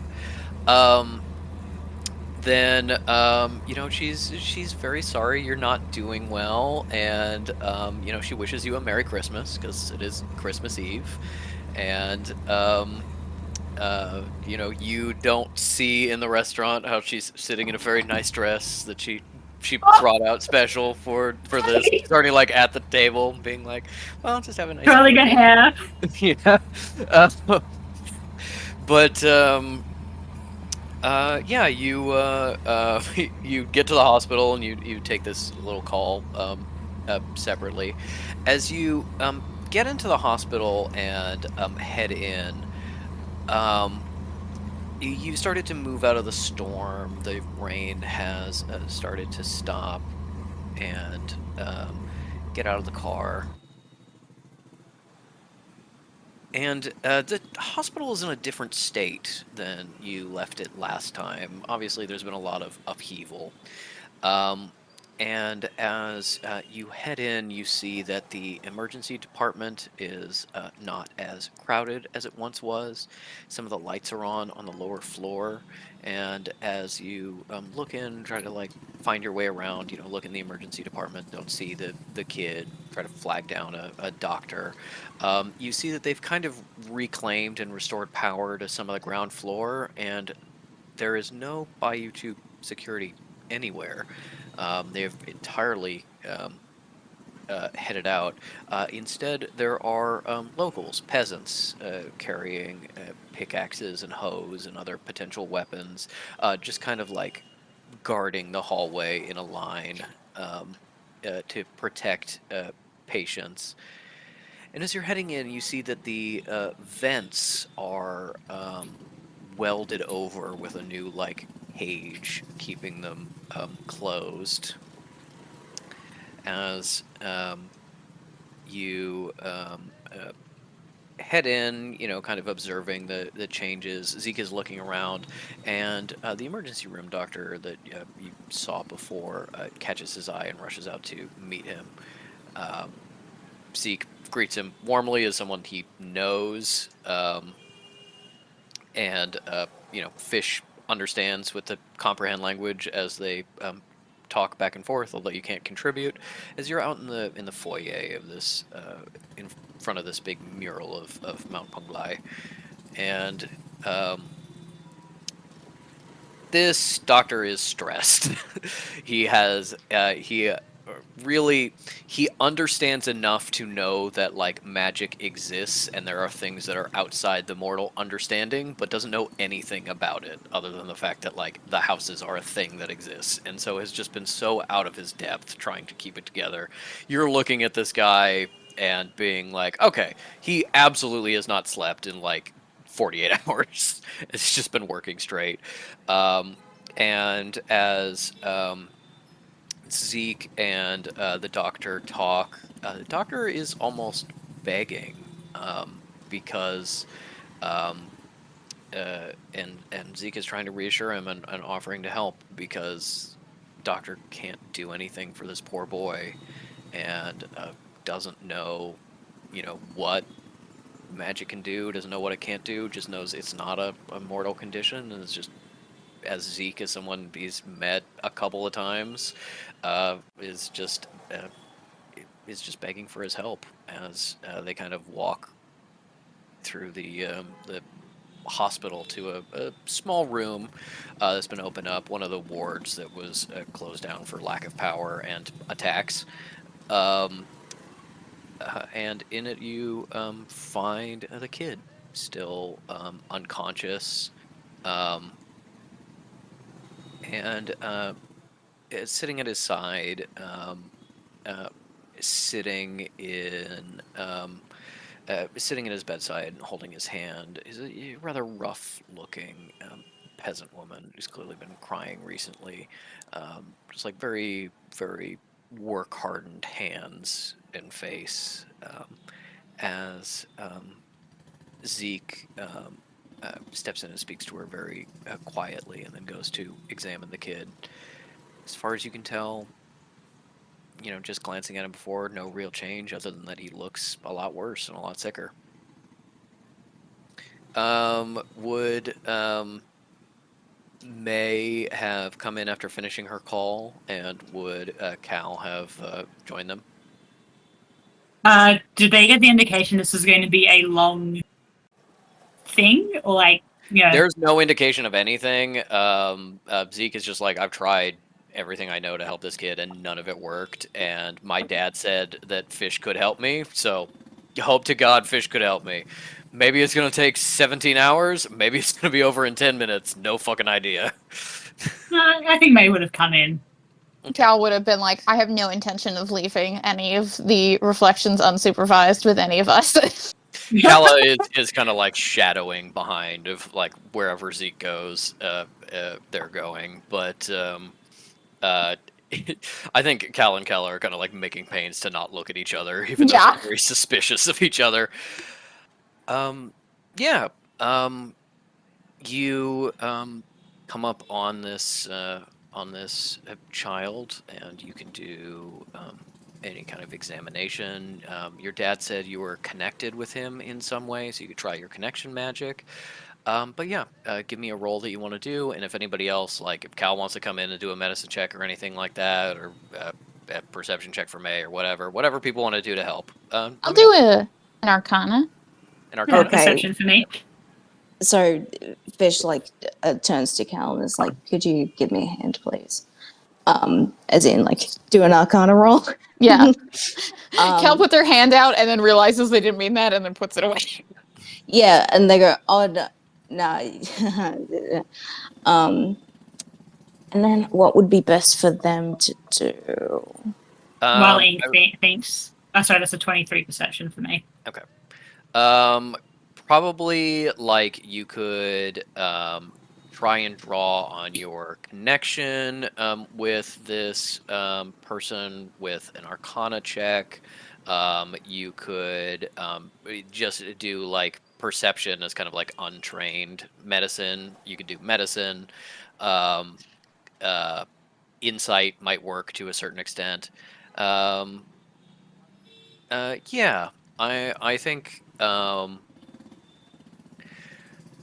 Okay. Could Mooney give me advantage on an Arcana roll? Yes, I think so. I think I did already roll an Arcana, but yeah. What did you roll? 26. Okay, yeah, so 26 is high enough to give you advantage. Cal is going to notice some of her own things, but is also able to kind of like guide you, get you in the right mindset.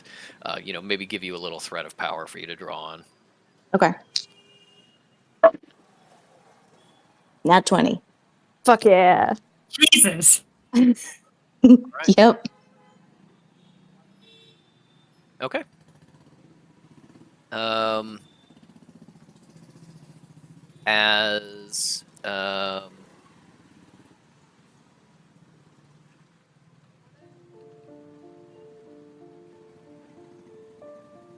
As you gather around this poor, sick child,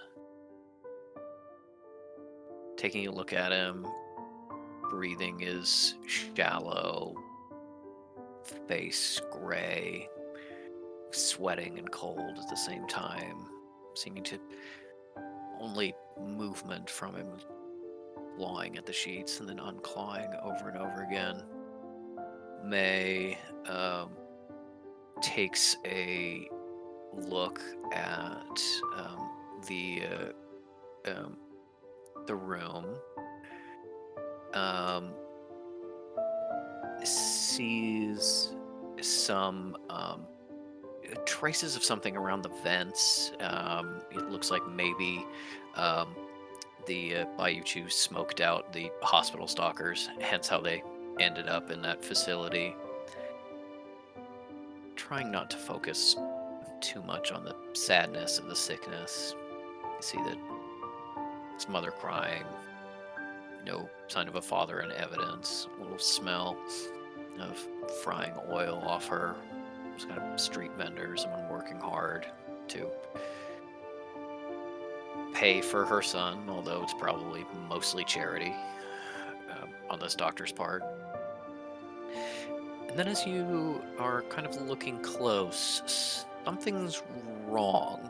Something's wrong with a child, obviously, but something's wrong with the bed. As you peer forward to take a look, Cal is opening up her death sense very gently. Obviously, this is a hospital, lots of people die, but open yourself up just to get the sense of how things are, where they are. And then you focus on magic you can feel, death energy and life energy and things like that. As you feel the sort of ebb and flow, this,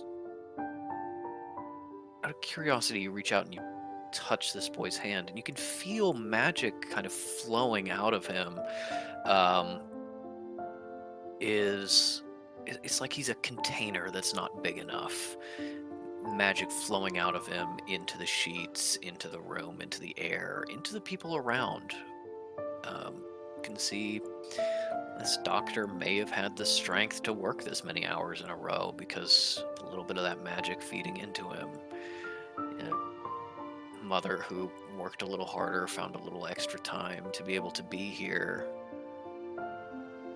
And as May sort of leans forward and scratches at the sheets, examine things, you realize, well, it may even be enough that like objects are affected. And this is cloth, it's bed linen. You lean forward, and linen is a plant fiber.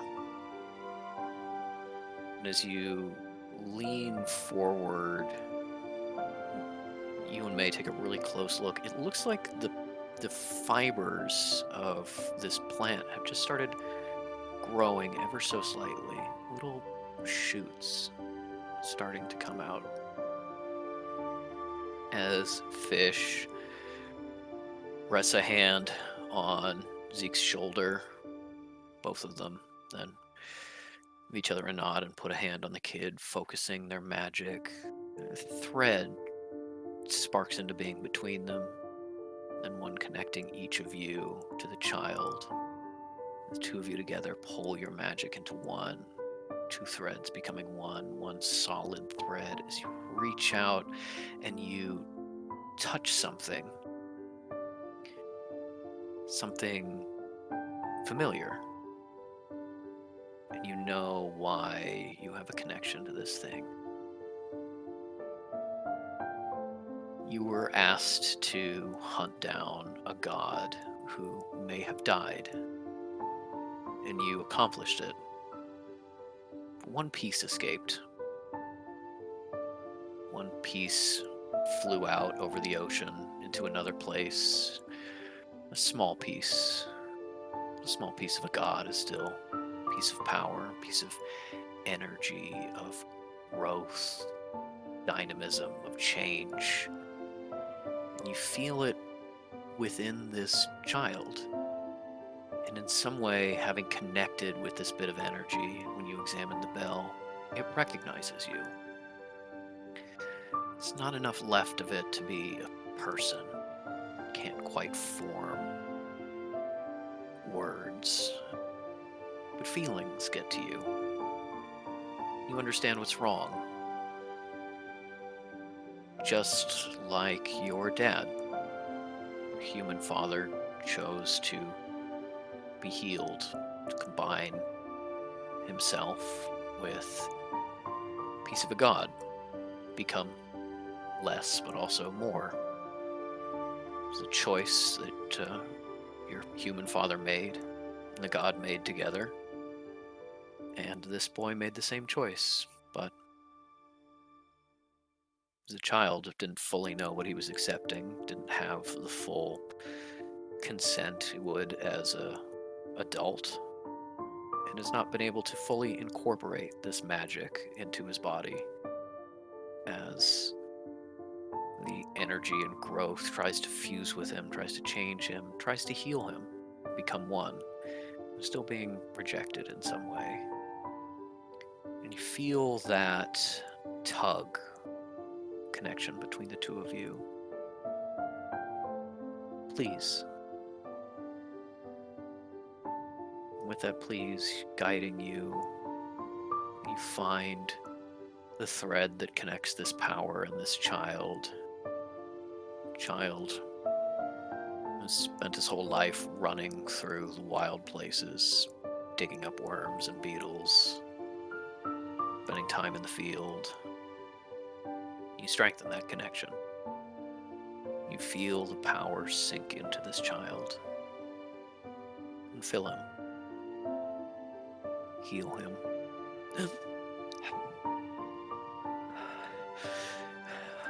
His eyes stay closed, but his breathing quickens and then steadies. His color starts to return. Thank you, you feel, as a new godling is born.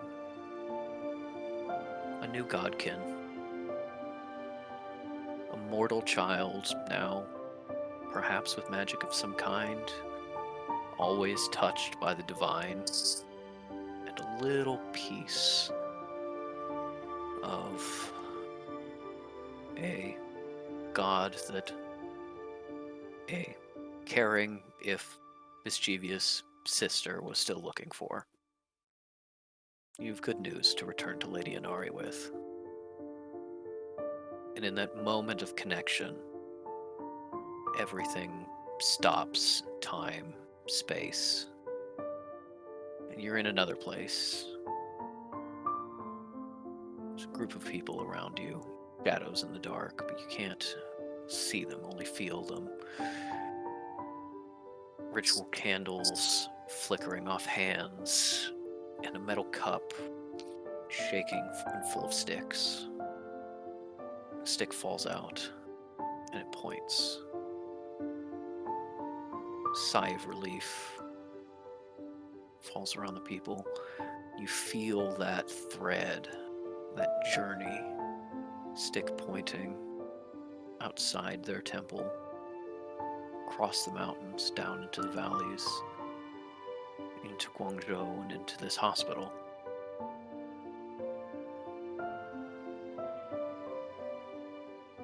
And as that time stretches, you know that someone was called here.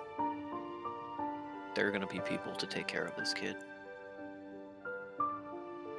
And he's going to be okay. As you pull back and not sever the connection, not the roughness you've had before, more gentle this time. Release it. Allow it to unwind for you as the god and the boy become more. A sibling in some way, another godkin. And a piece, not just of a person you saved, but a god you saved. As you open your eyes.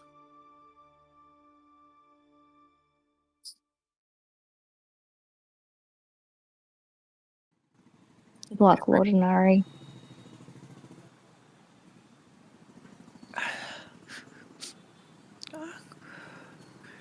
Kid opens its eyes, almost as if in response to your call, but almost not.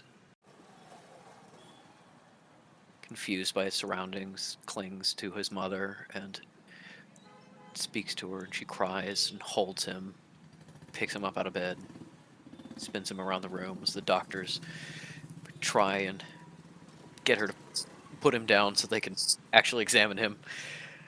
And Zeke is so happy.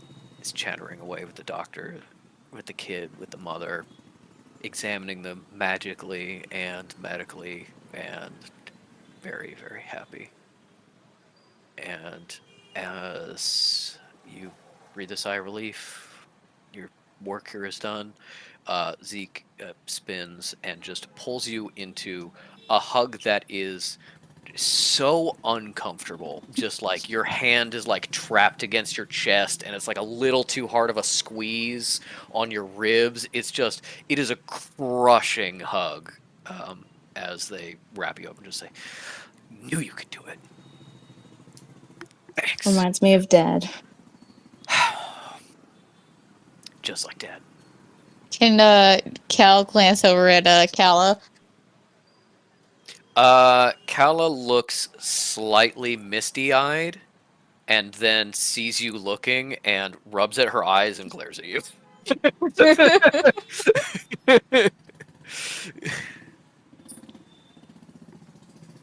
She's incredibly proud of Zeke and glad that someone is saved, and will not allow Cal to see her in a moment of weakness. And Fish says to Zeke, nice work, brother. Thanks, bro. Oh, okay. I promise to check you all over and make sure you're good. Andy needs it really bad, but she's smoking outside, so I guess I'll check over the rest of you. And just goes around. There's a little bit of normal medicine, solve and wraps, and a little bit of magic. Cal would recognize essentially a couple rounds of cure wounds. And then under Zeke's ministrations, under the equivalent of the Lesser Restoration spell, May gets her speed back, and Fish their AC. Nice. Not And a Thank long God. rest, but it's not a long rest, but it was being seen by like a medical professional, which Zeke does Yeah. qualify as. Fish real quick asks them, hey, so it doesn't hurt you to do this, right? Oh, I know what you're talking about. The thing where like it takes my energy into someone else. I can do that. I've learned a couple other ways. That's really like extreme cases, you know. Okay. Lucky you. Yeah, I mean, you know, you can learn it too. We're kind of good for anything, you know. Kinda. As you are getting checked over, which takes a little while, maybe about an hour of like nice rest that you can get as you're getting checked over. Chantilly answers a call. She's been speaking on and off to the House of the Ram. Obviously, they're in the middle of like a military operation to take back the city, and Chantilly has been excused for accidentally already being a part of it. But she's been having a couple calls with people, but this one seems concerning. And when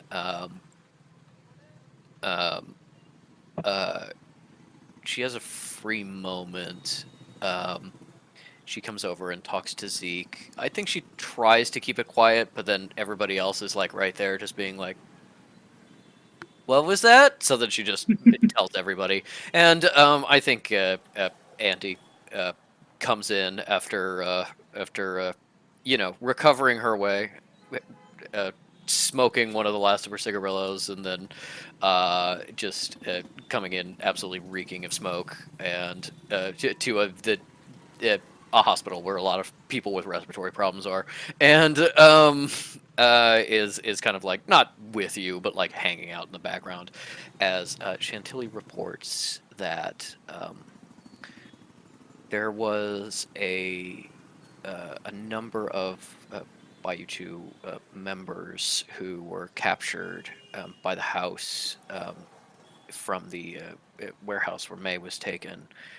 One of them revealed where this processing center was that the house fighters have now gone and kind of like fully cleared out and shut down.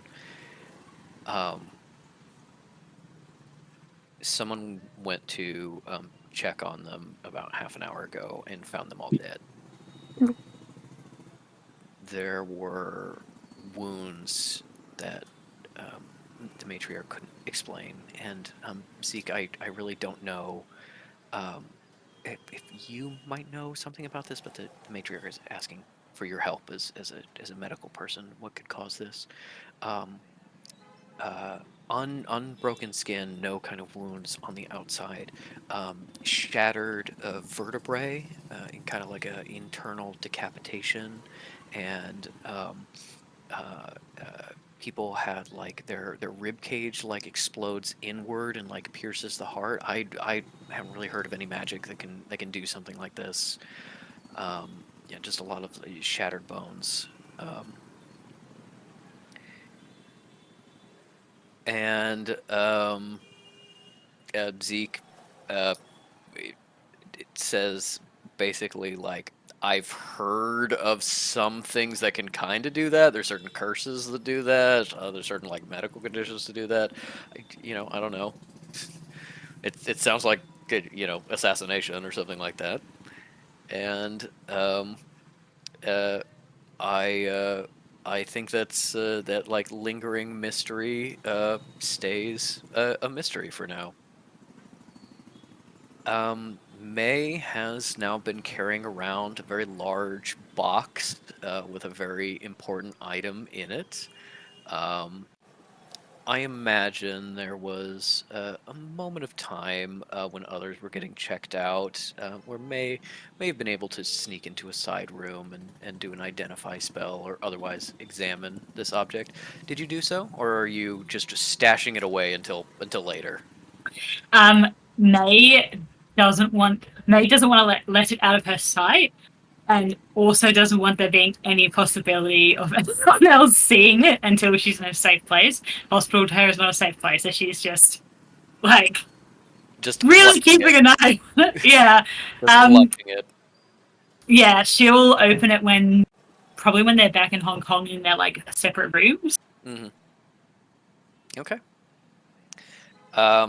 Then eventually, I think you and your reflections go their separate ways. Fish and Zeke now maybe don't have the healthiest relationship, but a certainly less contentious one than the others. Like brothers just getting to know each other after a very long time apart. Um, May and Andy, I don't think have come to any real common ground, and Cal and Kala, being very similar, are therefore intolerant of each other. And while there has been peace, and they are not trying to actively kill each other, that seems to be as close as they're going to get.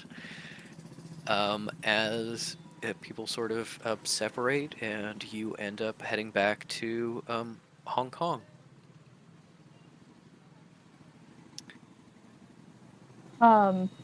Ink, when do you want to do scene when?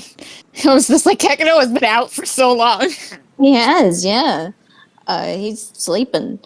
Whenever you want to do it, I'm happy to do it. Cool. You can do it if when May goes into by herself. Yeah, I was thinking that. Yeah. I didn't know if you wanted to do, if there was another conversation you had planned for Andy and May that you wanted to do before they left to go back to Hong Kong. I don't have anything in mind. Patrick, if you have something you think fits, go for it. There Yeah. There is still a scene that is going to happen with Andy later. I will tell you, it's not a May Andy scene, but I do have an Andy scene in mind. So this is not saying goodbye to Andy yet necessarily. While they were in the same room getting checked over, were Cal and Zeke being normal in Cal's opinion? I feel like she's so like hyper. It's like, just don't fucking do it in front of May. I don't want to have that conversation. In any normal person's opinion, yes, they're totally fine. In Cal's opinion, no. They're probably it was probably just like a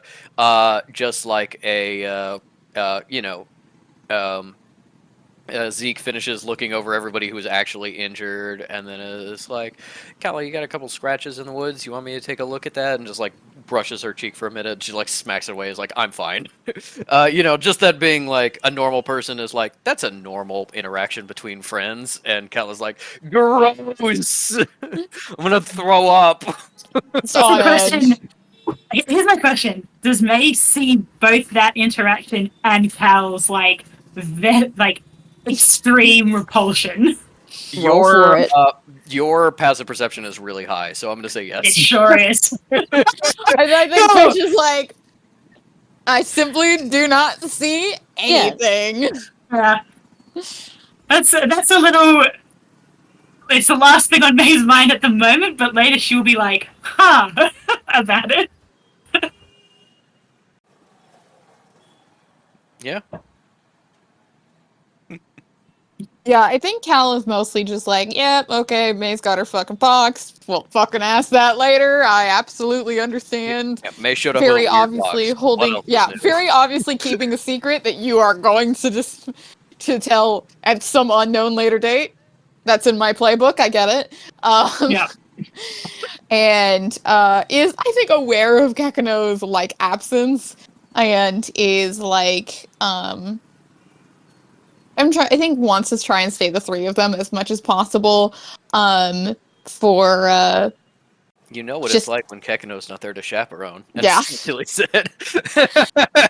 and it's just like I'm keeping an eye out for the reflections. Keeps waiting for Zeke to like fucking stab Fish in the back while they're hugging and stuff like that. And it's just like on edge and stuff like that. But when I think they finally like manage to get a ride back to Hong Kong or something like that. I do also think that part of the inspiration is that like Zeke had Kekino essentially bubbled during the break-in, but when he's looking everyone over, is like, oh right, and just like Kekino appears, and you can pass like one Kek around, so it's like, oh, our Kekino.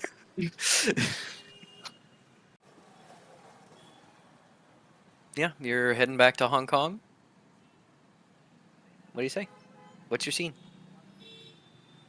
Do they manage to, get back into the apartment without incident? I'd say yeah. Getting getting across the border was a lot harder than it should have been. Clearly, the military is kind of on high alert with local unrest, but you do get through and end up making it back to your apartment. Temerity greets you. He was obviously in the loop of the whole thing and has like contacted the both like the British embassy and the British sanctuary and about May, and has been like dealing with things behind the scenes. Is very glad to see you safe, and is totally willing to just let you get to your room and crash. Fish sees him and is like, "Oh yeah." You're a Good person. distraction. I'm gonna fuck you so soon. Yeah, I think Cal like makes sure to get May back in her room. May's like holding her box, and she's like, "Yep." So, meeting first thing in the morning tomorrow to discuss whatever that may be. Yes. It would be ideal if Mr. Temerity were not in the vicinity for this one. Understood. I will also say, as a small detail before we continue, that Andy probably never made a move on it. Her eyes were like glued to that box for the whole sure. time, being like, For sure. "Don't say this." 100%. Yeah. If Andy had been any less of a bitch towards May, especially, she would have just asked. She's Yeah. like, "No, I don't need to know." And Actually, if I'm Andy had totally been any fine. less injured, she would have taken a run for it. Try to do a snatch and grab. For sure, for sure. Cal will be like, maybe like give May like a pat on the shoulder and be like, "Well, if you need anything, let me know. I'll be in the room next door. I'm glad we got you back." And I wouldn't say looking forward to finding out what happened, but seems to be probably quite a tale. Yes. One that I think Fish should be around for. I was like, And mm. and then May, not rudely, but like also kind of not too concerned about if Cal wanted to stay and talk, closes Yeah. the door. Yeah, Cal's like, "All right, good." Yeah, it's just like, Yeah. Good night." And then, where would Fish be at this point? Back in their own room? If there's a kitchenette, they're having a Yeah. they're like That's like an egg sandwich. Yeah. Yeah. Also, what's the time that like they're keeping one eye on the time? Like, is it Christmas yet? It is Christmas? now. By the time you've gotten back and after the hospital or anything, it's like 8 o'clock at night. It's not quite Christmas yet. It's not that late at night, but it is like after dinner, and you're all worn and tired. Okay, so they're just shoveling food in their face to sustain their body, and then it's like, oh, and then I'm gonna go to bed and cease to exist. Yeah. But that's where they are at Yeah. this time. Cal approaches them in the kitchenette, comes in just like rest against like whatever counter they're just sitting at, either eating or disassociating, and just goes, "Well, Kekno has been gone for long enough. Are you prepared to have a conversation about some concerns? What concerns? Oh, stuff? Okay, yeah, sure. Uh, yeah. Okay. Yes. First, I think we need First, I think we need to nip the nickname in the bud. I was thinking that maybe I'll tell him when I next see him that I don't like being called Mom, and that he should come up with a different nickname for me, and that I personally don't like it. I Yeah, I look, don't deprive him of calling you something special. You know, but yeah, not that, not, not that. mm. All right. I'm glad we are on the same page with that one. Um, and she's just so uncomfortable. It's just like, I think giving up this energy of like, please, I'm willing to start the conversation, but oh my God, this is agony for me to have to broach this when I know you probably know what I'm about to ask. Uh, Fish, you know, just kind of is quiet for a second, goes, let's put this down like the cleansing purification bath. Just one of those things that we don't tell Tractate about. Like pinches her thing and she goes, I'm intending on telling Jamal. Right. It's your choice.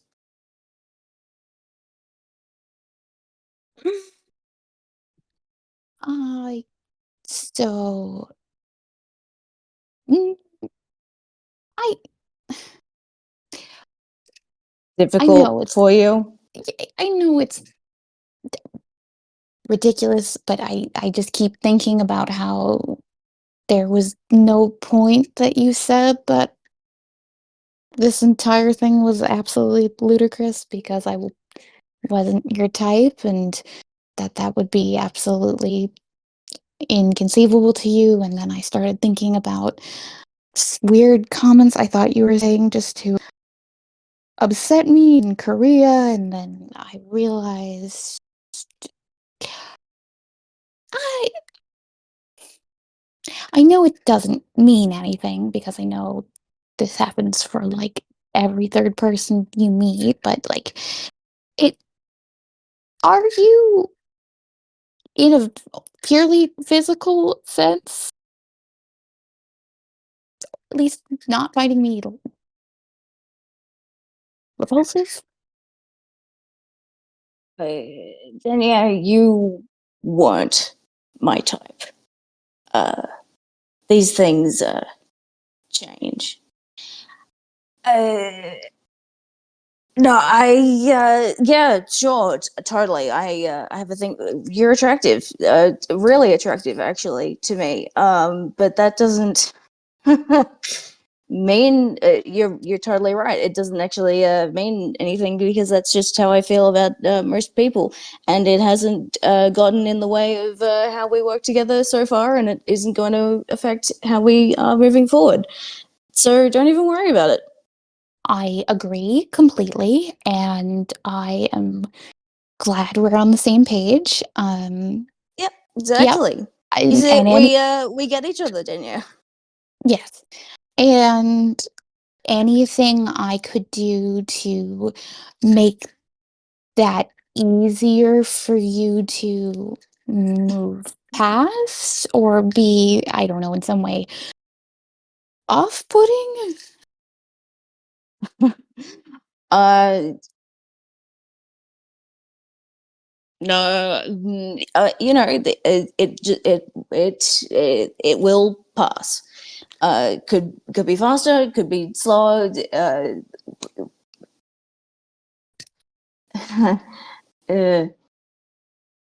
n- no, you're you just maybe get back on the veil. Cal understand like Cal nods really deeply, and she was like, I understand that these I mean it's probably not coincidental with the outfits and Korea and the Claire Dennis thing. I understand. I'm sorry. You don't have to be sorry. Well, I am, seeing as this has now made this a very difficult situation for the two of us. Has it? I never really intended on having any sort of conversation with you like this. I feel like I want to implode.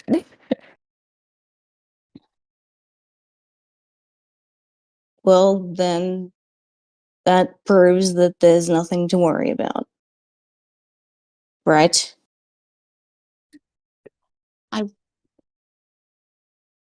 I think we are obviously connected and we are friends. And I just want to make sure that that is not something that causes either of us difficulty or is anything that is. Well, it, it's just very uncomfortable, and obviously the situation with them was different due to Entirely lack of different. other options I think and we can dire have a. circumstances. They're completely different people, is the thing. They're Yes, not us. They stopped being exactly. us a long while ago. They Precisely. stopped being us the moment that they split off. Yes. Uh, It's largely coincidental. yes. Absolutely. Mm-hmm. And it's not anything that either of us have to be concerned about getting in the way of our relationship as a whole, which is strictly platonic. I just because you're hot doesn't mean that that means anything. Right. Precisely. Thank you. Yeah, no worries. That's fine. I'm glad we worked it out. That's I don't really want to talk about it anymore. Understood. I I don't know. Is there a way I could try and find someone to distract you or assist you anyway? Not any of my necromancers. Oh, okay. I was gonna say there was that one. It was cute. The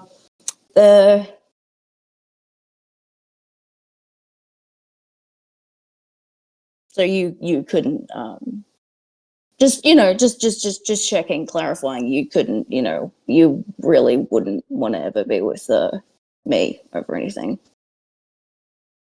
Cal goes just stares at them like this is like a fucking galaxy brain about being like, well, this is so crazy, but obviously this is all I need. And nothing, what I feel or could comprehend does not matter. And the first thing about being like, but you, what's your interest? And she goes, and she just stares at Fish, like mouth really open, and then she goes very pink, and then she goes, I that's I it's difficult to imagine circumstances where that would be. I mean, in the circumstance where Mm. with what would happen with the reflections, where they were on the run and then very close. I, it's not You couldn't imagine. You never would. Fish. And she was gonna put her face in her hands, and she's like, "It's like you're trying to put me in a position to try and insult you, which is usually very easy to do, but in this case, I don't know. I don't know. Obviously, not something I would. I don't know. Why are you asking?"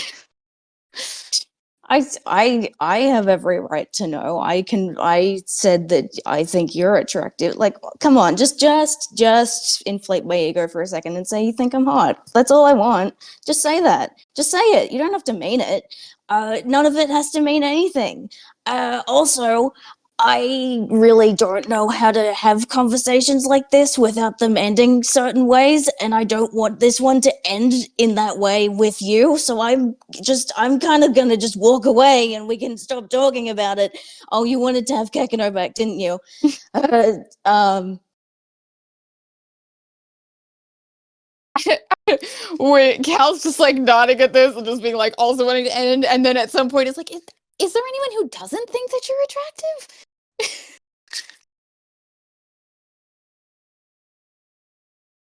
I don't know.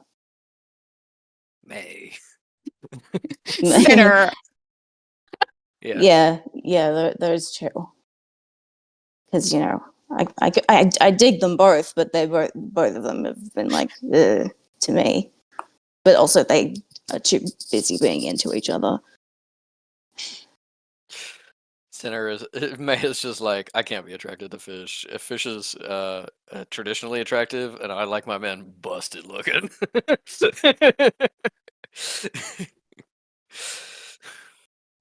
you hear that, Denya? The narrator said that.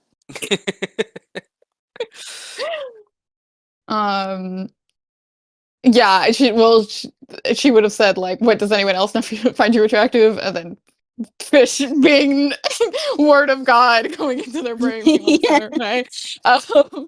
Cal's like, well, but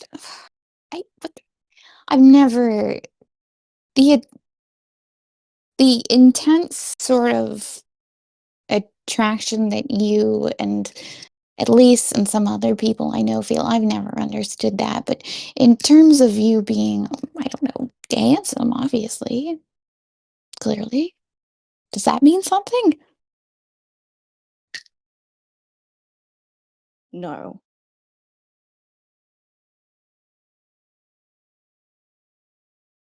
So we're all cleared up. All right, good night. So we're totally clear. It means nothing whatsoever. Yeah, agreed. Agreed. And they were both idiots. Denya, as long as I've known you, you have been a woman. I'll like slowly nods. And as long as you've known me, I have been a part-time man, but full-time rascal. And I just was thinking, was maybe did you want to keep being a full-time? Is that something that you've ever thought about? Cal blinks at this extremely, in her sense, abrupt change of conversation. And she's like, I think she's already taken her fake glasses off. Maybe at this point is like fiddling with them, and as she's like, It's just at least not. always, They're deliberately talking over her. I'm so sorry. yeah, go for it, yeah.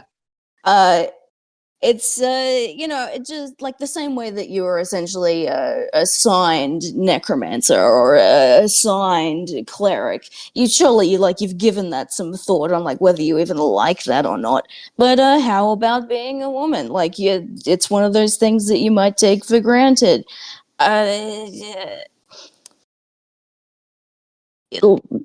Lately you've been teaching me magic stuff, and I don't want to come off as ungrateful, and so it's like, well, I should be able to teach you something back that you wouldn't know about. The most easily accessible kind of magic in here is being able to choose who you are. And I just wanted to say, you can. Cal like takes this in, and then she goes, thank you. I no, I haven't thought about it. Lisa always said, especially when things are not necessarily in the best circumstances at our temple, but being a woman, womanhood was power that I shouldn't take for granted. And so I've never thought about not. Because if it's not power, Elise always said that you didn't want to default into being victimized by that in your role. So, no, I've never thought about that before. I suppose I could. I don't know. You can have power whatever you are. No, I agree. But I guess I didn't really ever. For me, I don't think. I don't know. Is that something you. Is that a vibe you get off me? No. Zeke told me that your reflection uses they pronouns sometimes. I just wanted to open it up for potential. See Cal if you were there. very dryly goes, "Good for them." Well, as we said, we have nothing to do with them, so.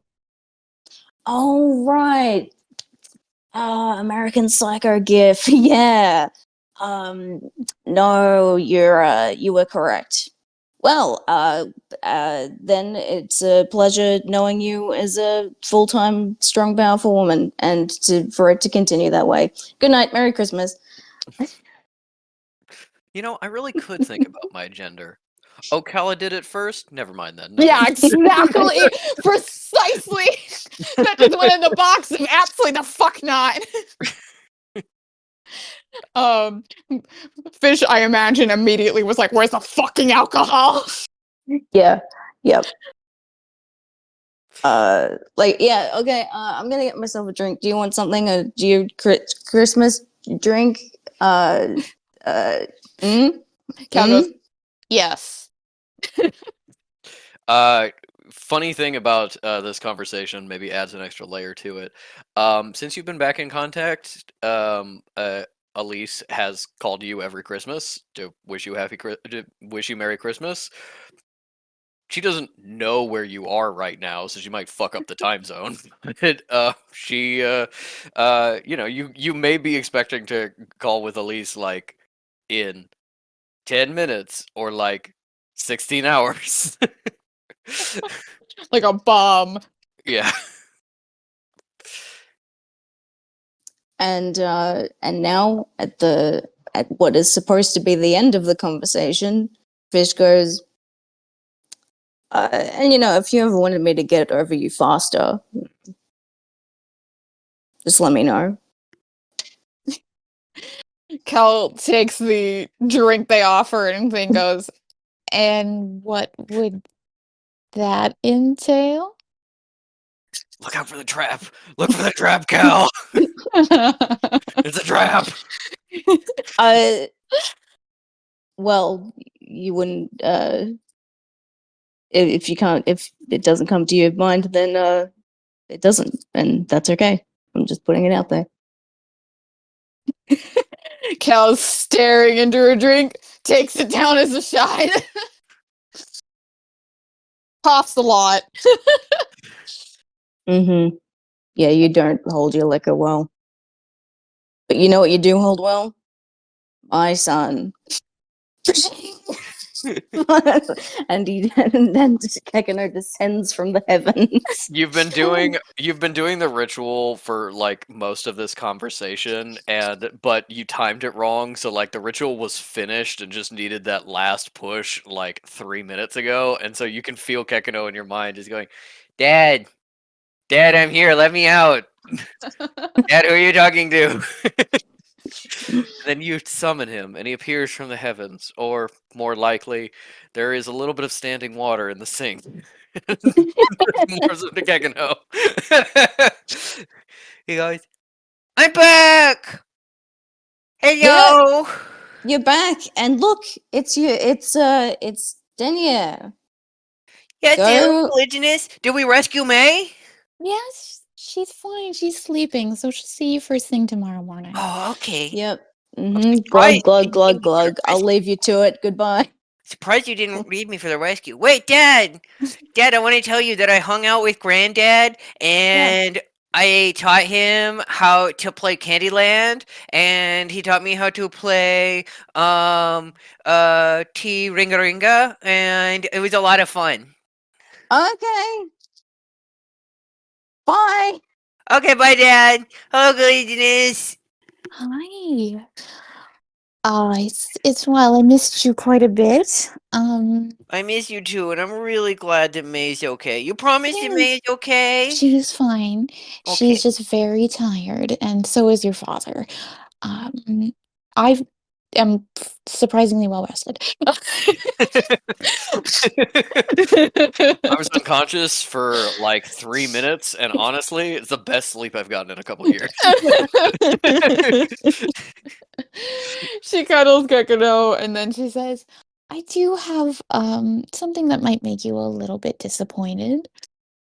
Oh no, what's wrong? What's going on? I don't quite like the new nickname you've been giving me.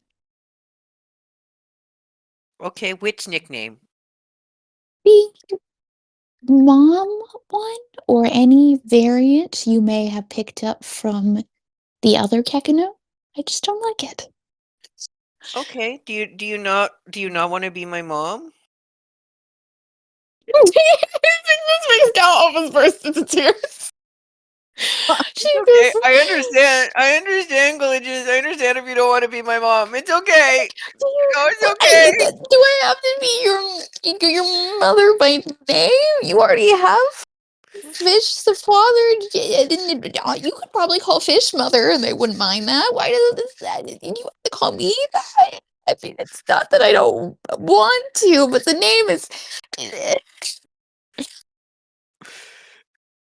Fish is in their room trying to put like a pillow over their ears, and they just hear Cal and Gegano crying in the kitchen. Fish is just out in the hallway. They're still standing there listening, and they're like,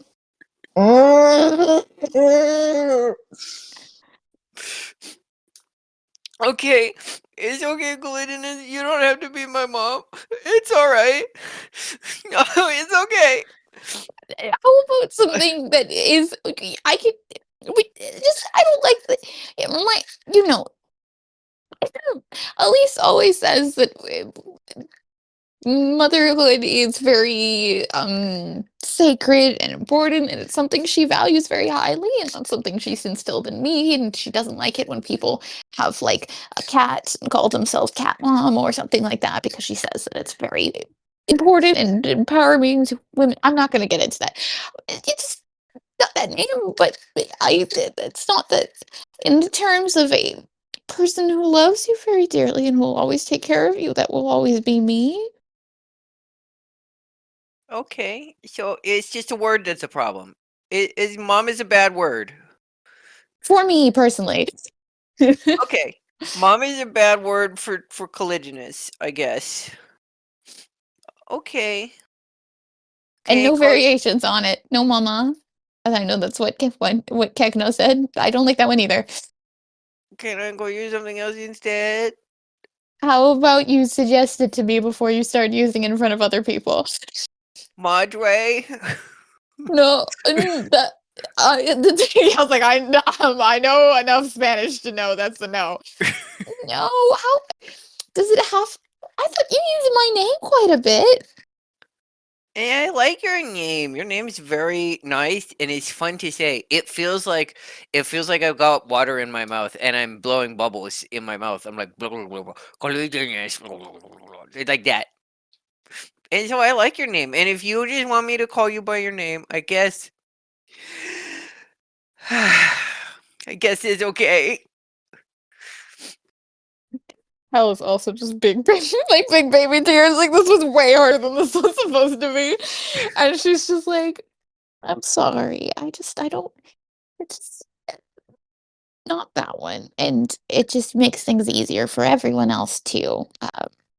Just we don't want to make anyone confused. Do you call Isle? No, I called Isle mama one time, and she said that's really gross. I don't like that.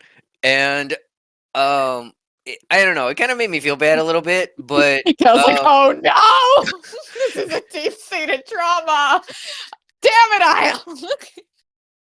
but yeah, I don't know, cause I think that I I ended up just calling her Io, but then she left. She didn't want to be mom and she left. Can Fish walk back in now, please? Yeah. Yeah. You see a hysterical Caligulus and Kekino holding each other and crying.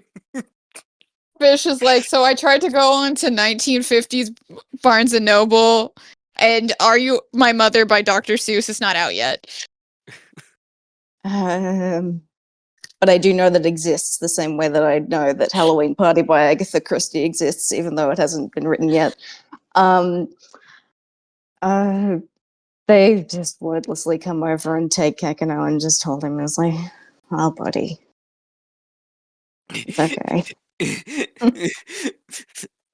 Hey, Dad. Hey. Listen. No matter what you call a person, it doesn't mean that it has to affect how you feel about them. You love Caligulus, don't you? I do, yes.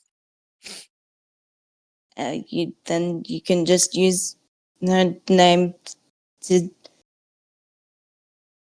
She knows. You don't have to Okay. call her. Does? Yeah. Caligulus, you know I love you. Yeah. Okay, it's good. Mm-hmm. And she, I'm pretty sure, loves you. Of course. Okay. And I'm also here. I love you, Unattached Dad. to this situation. Dad, I love you too. I love you, Kakano. Thank you. I'm glad we all love each other.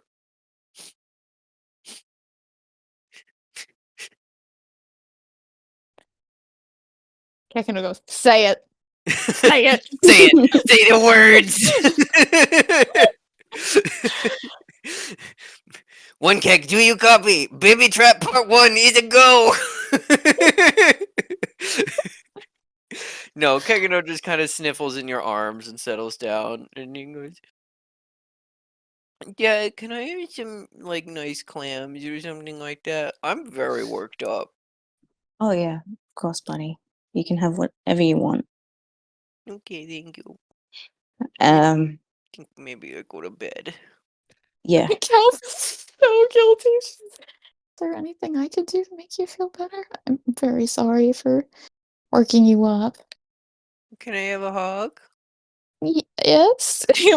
He's doing the like stretching out of Fish's arms, but Okay, not pass actually it. letting Fish go, so that you have to be close together while he Okay, hugs. they're still trying to pass him back. Yeah, no, it's a full like Fish has to be like arms way out of here. Mm-hmm. Yeah, gives Kekino a cuddle and a hug.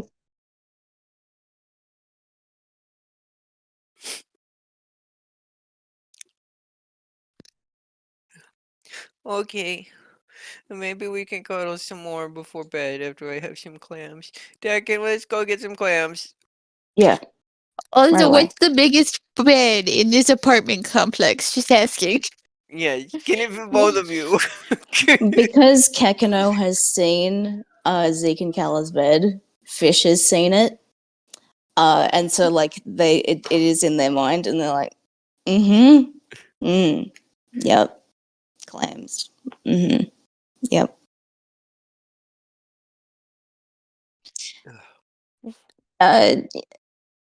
Denier, yeah, as my friend, I like you also. Agony. Misery. Cal, I think, Whoa. was mouth. Oh, wait, did you say Patrick? And misery and woe. Yeah. Ignore me. Cal, I think, when Fish was like comforting Kekano, like mouth, like, I'm so sorry. Like, I didn't think this would go that badly, kind of like your guilt. And when Fish says that, Cal's like, and you are dear to me as well.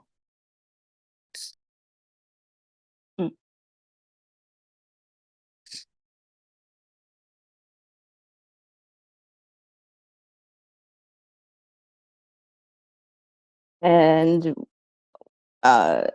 as they said before, Fish only really knows how to end these types of conversations one way when they don't, and they're not going to do it.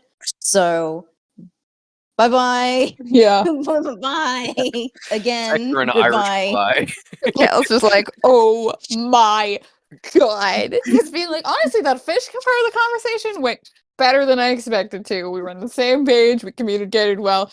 The Kekano side, I feel like I'm gonna lie awake at night, racked with guilt. It's so funny because two adults can just be like, "Hey, we've got to nip this in the bud," because there's kind of weird feelings between us, and it's awkward to be having this kind of relationship using these terms. You get it? Yeah, you get it. Okay, small child, you're not allowed to call me mom.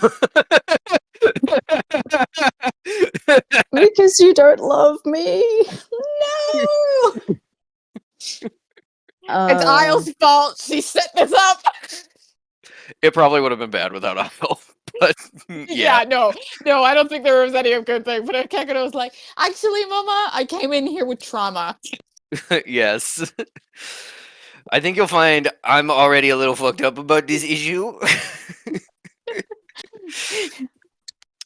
Meanwhile, what's May is doing that thing where you're trying to fall asleep and you can't make out any words, but you can definitely hear that there's a rhythm of conversation the going. tone? Yeah, Yeah. and she's like, shut the fuck up!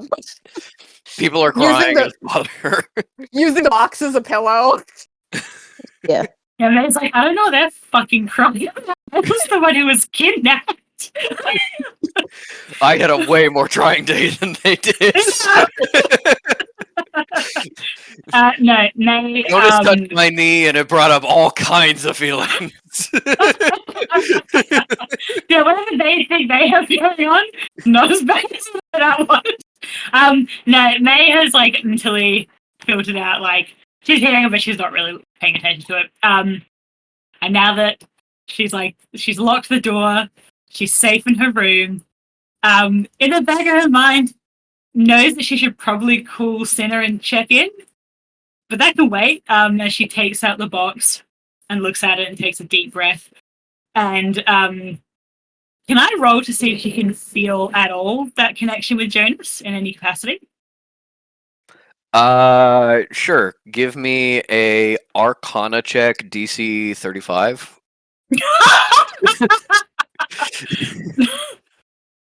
Because she's like, I'm asking because she's basically going to like speak to him in the confines of her mind. It's like a from May's perspective, it's like a window that's open, but you never noticed before, of being like, you can shout through that window. You don't know if Jonas If anyone's is there. listening on the other side, but maybe. Yeah. Yeah. I think she would, through that window, say, I survived, in case you're wondering, and then opens the box.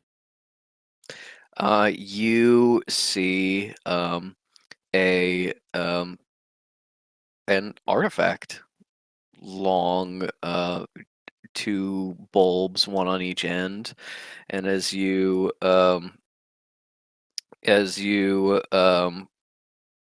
really dive into it, you can see little pieces that are different than the replica, and you are convinced that this is the real deal. This is what the replica was based on, and Yep. you know that you could take it apart, try to figure out how it works or why it works, but so many of these concepts are beyond you. Unfortunately, you don't have the fundamental basis in this magical theory to even figure out how and why they made this thing. Um, and but you can do an identify spell. Yep. She I also sure want to say does. that Mooney is holding her face like this, Yeah, and he's that giving meant that the. the thumbs up came up on the screen. Yeah, she does it. Okay. As you sit with this object, feel yourself attuned to it, feel yourself understand to it, your attention is drawn to one of the bulbs. And as you focus on it, attention seems to slip into it, and then suddenly is on the other end of the bulb. You know this is something having to do with siphoning or transfer between things. And it just starts to click into place for you. So, this is the ancient artifact Rod of Transfer. And what it can do is, at the most basic level, it has specialty functions where you might be able to be like, I'll use this to solve this problem, and maybe it'll work. But at its basic level, as an action, you can hold one end while someone else within 5 feet of you can hold the other end. And as long as both creatures are willing, if they're alive, it doesn't matter if they're willing, if they're dead or incapacitated, you can give or take one spell point at a time. Any curse or level of exhaustion, health not totaling more than 15 hit points, and you think AC to a bottom limit of 10. And it's permanent. Yes, and it's something you can do kind of always to a certain extent. The spell transfer is being like, I'm out of spell slots. Cal has a spell points. Give me a spell point so I can do a thing. Being able to like equalize spell points between you all to a certain extent. It is incredibly powerful, very dangerous in the wrong hands. And you think that in some ways this is the magic mechanical version of what a Hongyamun can do, a vampire like Dr. Cho. This is the physicalized aspect of that. And of course, Dr. Cho has helped a lot of people in this area using his powers, and now he's gone. Okay. Can you remind me how big it is, Patrick? It is like 6 feet long. Yeah, okay, so it's enormous. It's like just at the point where it's uncomfortable to be like carrying around. Yeah. And it's not actually fragile, although it looks like glass. You know from your experiments with the ampule that you could throw this off the building and it would be totally fine. But yeah, the box is for more to just hide it from prying eyes or somebody using it or using it accidentally. Okay.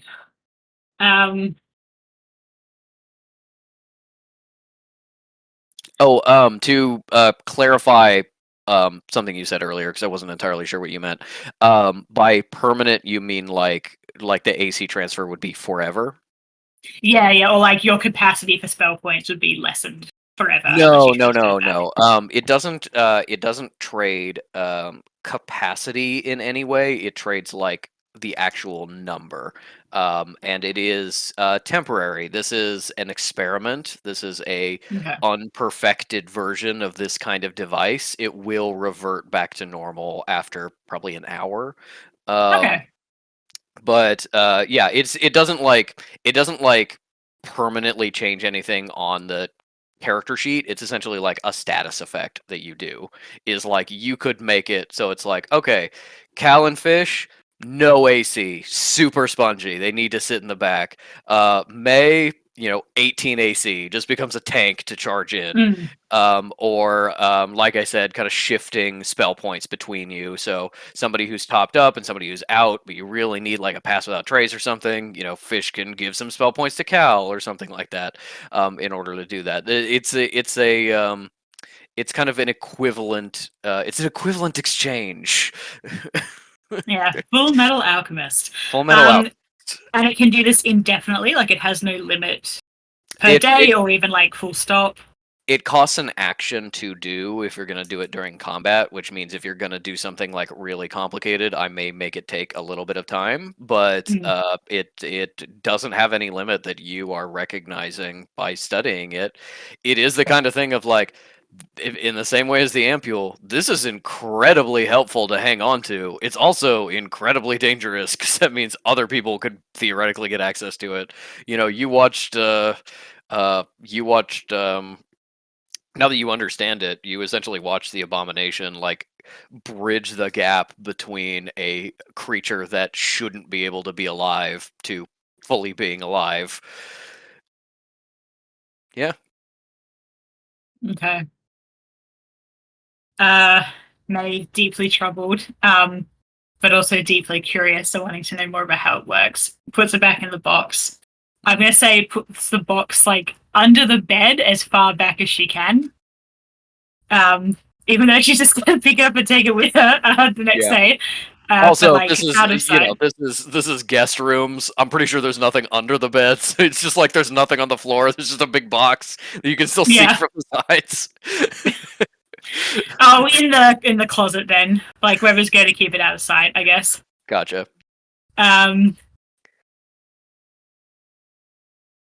Yeah, it's just very troubled.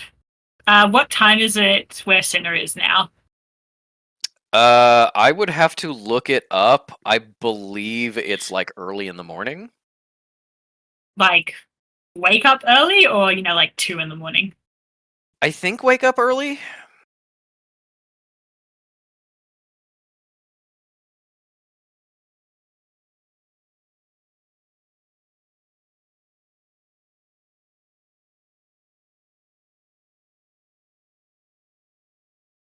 Oh, interesting. Time difference is different than I thought. No, it's actually kind of early evening there. Okay, then yeah, maybe we'll call him. Hey, May. I don't suppose anyone from various sanctuaries got in touch with you? No, should they have? May, what happened?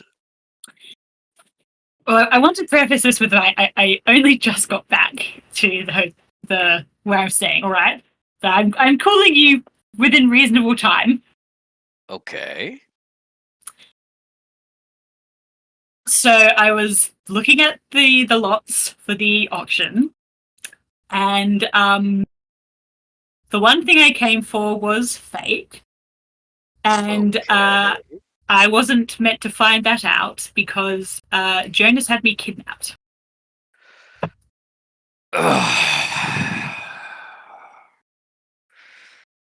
God. And May, then are you all right? yeah, so yes, Okay, you're safe. I'm shaken, but I'm safe. I'm back in Hong You're Kong. free now. Okay. Yes, absolutely. Yes. I kind of I'm safe now. No thanks to the reflections who showed up, and Caligulus and Fish. The ones from before? Yes, the They're- ones I told you to keep an eye out for. Good news, they're nowhere near you. Kind of. Okay. Despite the warning, I was pretty sure they were dead. That Well, yes, so wow. was I, but Oof. yes. Okay. There's a lot hitting me at once. The reflections are alive and also with you, and you've Oh no, survived. they fucked off. And then you were kidnapped, and Jonas was there. I guess sorry, Yes. there's a lot to process.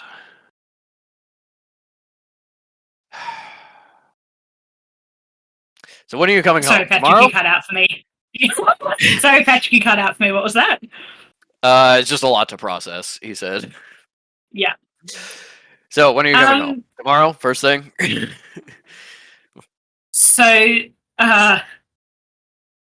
Oh, well, yes. To ask that, I'll be coming home as quickly as I can because the Heavenly Houses might be committing a slight coup against the government. So I am not going back unless I am physically dragged. Don't worry. You know how I said Fish did something that made me really angry? Yes, I recall. So they're still connected to Jonas, and that's how Jonas is connected to me. Okay. Which is, I will be having a conversation with them about that tomorrow. All right. Well, I mean, I'll be honest. A little bit of a troublemaker, but I like Fish in spite of that. It's just, gonna have to kill him, I guess. It's a shame. My concern is that if he's connected to me, he might be connected to you, and you have access to slightly more important people and information than me.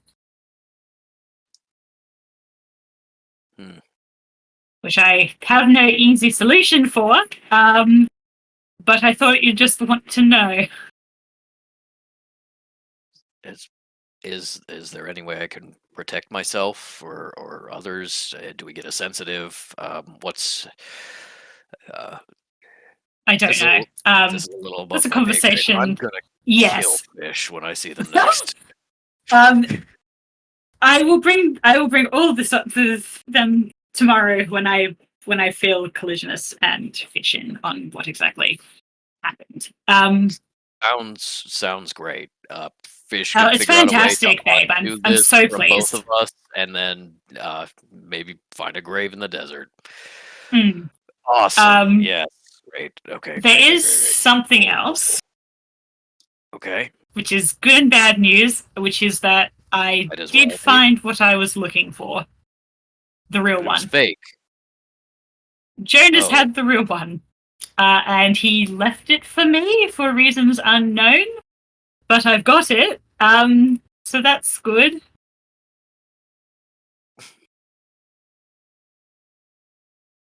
Okay.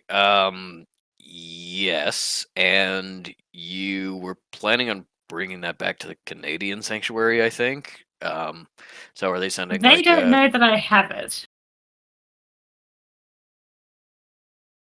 okay. I would like to destroy it if possible. Oh, okay, May. I understand, and I'm there with you. But the ampule took what 2 months to destroy. Where are we gonna keep this thing? I will think of something. Alright. Somehow. But anyway, how's your day been? It was pretty good.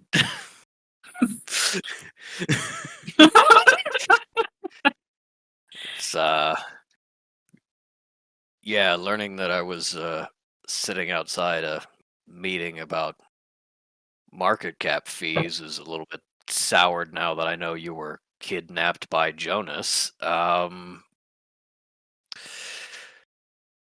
Yeah, no, it was fine.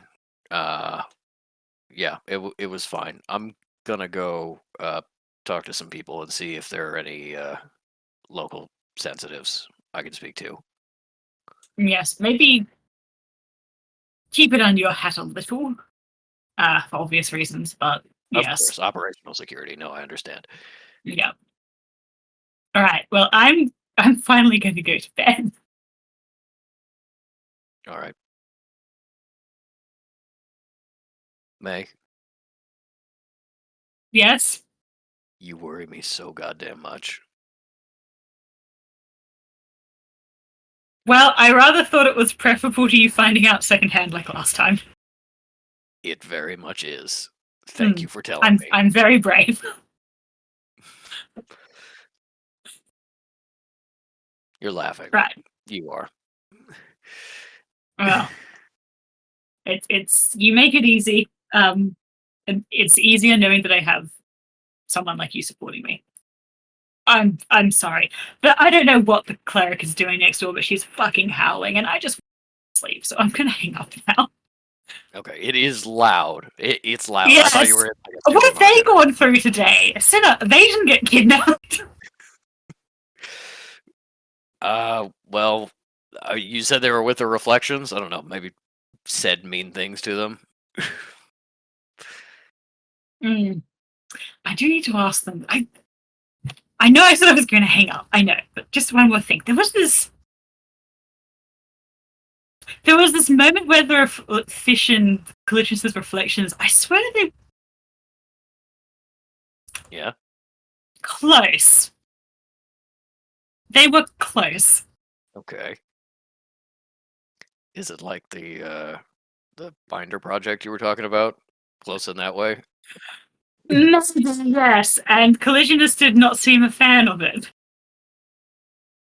Well, doesn't like her Much to secrets being unpack. spilled. Mm. Yeah. Oh, we'll debrief. We'll debrief. Once We'll you're debrief. in, yeah. Yes. Yeah. All right. All right. Goodbye. Love you. Hangs up. Rolls over. Pillow over the head. And tries to pretend that Cal is for some reason not crying in the next room. Okay. Some hours later, it is midnight. Fish has gotten up and is knocking on May's door. Knock, knock, knock, knock, knock. Did she get up? Yeah, if it's loud enough to wake her, sure. Yeah, Puts a bullet through the door and then rolls back Yeah. over. She was Mandy, he just shoots. I know she would get up and she would, before opening the door, she'd be like, hello? Denier, I can't take this anymore.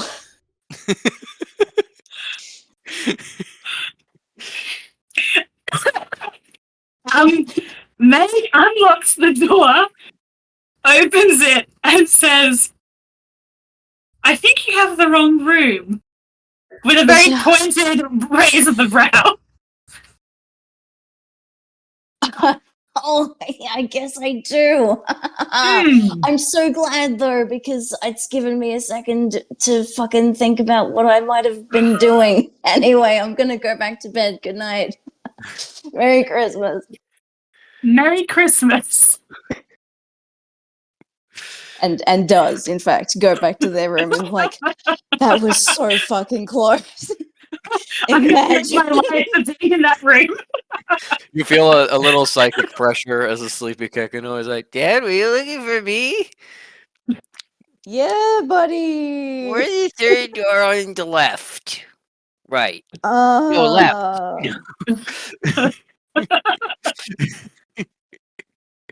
Nah, it's fine now. Don't worry about it. Okay, Dad.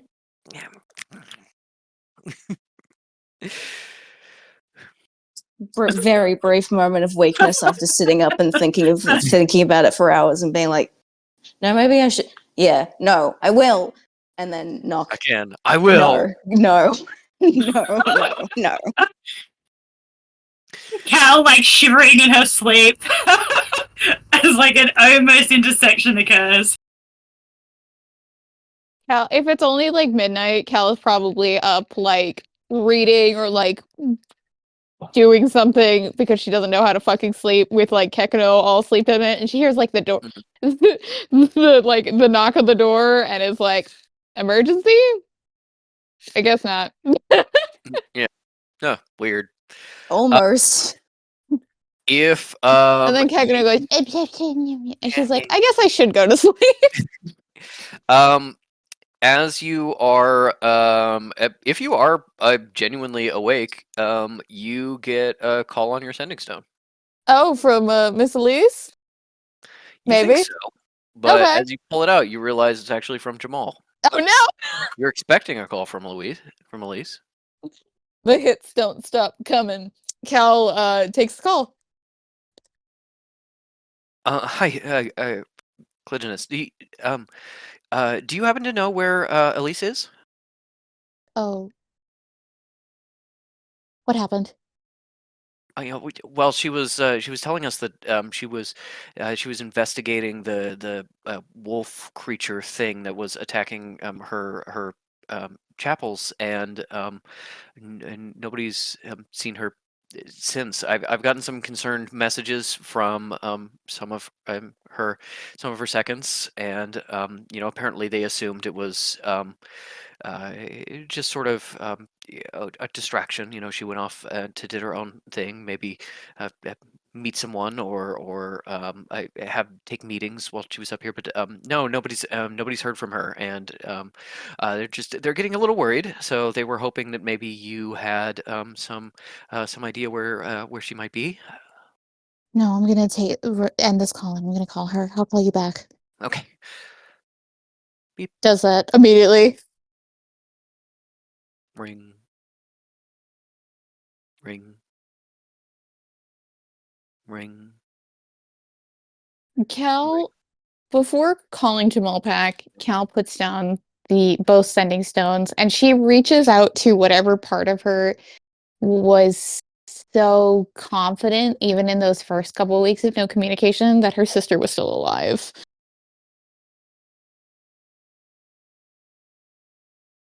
That kind of like sister death sense, kind of that they've always had. Give me a wisdom check. Okay.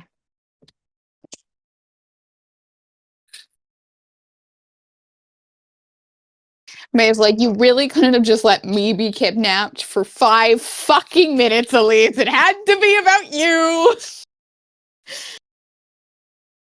Genuinely, I was like, yeah, Lisa's going to go check this out. Yeah. She's going to a dangerous place with the wolf thing. Yeah, she's going to check her temples. Yeah. And you were like, yeah, sure. Anyway, we're going to like go to China with May, and I'm like, okay. Is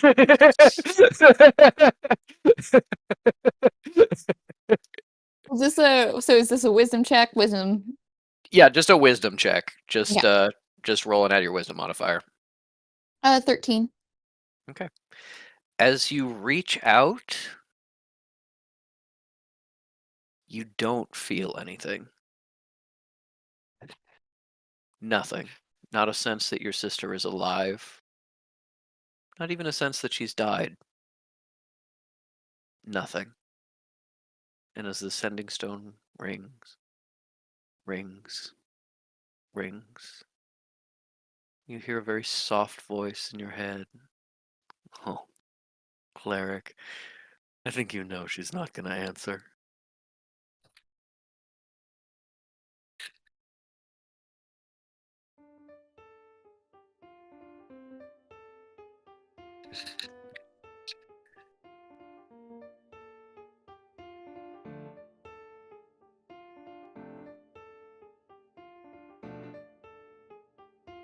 And you feel Jonas's presence just a moment before he pulls back, giving you nothing. No clue, no insight, nothing. Elise is gone. Your incredibly powerful sister, seemingly without a trace. And Jonas is claiming responsibility or rubbing it in your face, or who knows?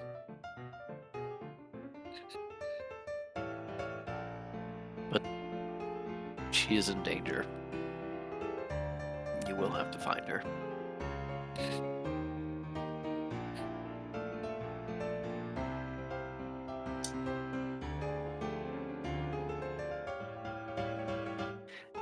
And I think it is with that. You and your No, I didn't. motherfucking cliffhangers. This is not actually a cliffhanger because we're not ending the episode here quite No. yet, but we will abstract the rest of what happens. Does May share with the others what this device can do?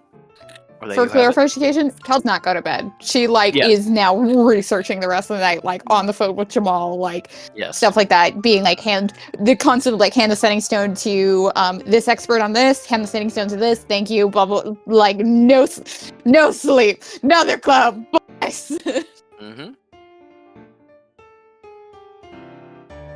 Sorry, I heard you say something about May, and then you cut out for me, Patrick. What was that? Did May share with any of the others what the device does? The next morning, she would once Temerity was just there in the vicinity.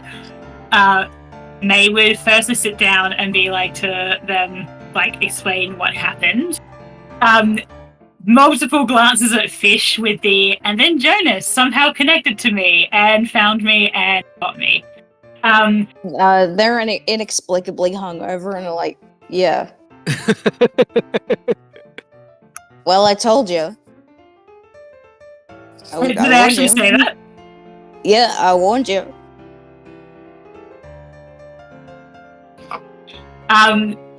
When they say that, May looks at them and says, "Oh, so we agree it's your fault that I ended up getting kidnapped. Fantastic. I'm glad to see all the progress you made is gone." I think with that, actually decides not to really tell them about the device and just vaguely says it's an artifact that she rescued from Jonas that she wants to study further. Okay. Listen, don't punish Cal just because. No, if Cal goes and asks May later, May will 100% tell Cal. Yeah. But that really had a pull. So not only did you both run into the Reflections house without any stopping to think about what that might cause, it ended up okay, but who knows? I got kidnapped because Fish, did this connection. I thought they understood the severity of that. Now they're just fucking around with me. And I don't know who to trust anymore. Really, because if Jonas is connected to Fish that much, who fucking knows what's going on with them? Thinking of when Fish was actually carrying Jonas and how that kind of... Yeah. Okay. If Cal gets her alone, but yeah. This is just a joke, but it would be but Fish would be I heard you're the one who's much closer to him now, actually. He told me all about the fucking knee thing, just saying. Cal comes out after Fish and May are already sitting and starting to have this conversation. She's got Kakano under arm and she's in the burqa outfit instead of the Claire Dennis stuff. And she kind of waits for the conversation to stop, and she says, "I asked Kakano to tell me when you were both awake." Claire, you were right. Jonas spoke to me as well last night. What did he say? Well, spoke to me after I found out that Elise has been missing. She's what? She's missing. He has tried to immediately implicate himself in it.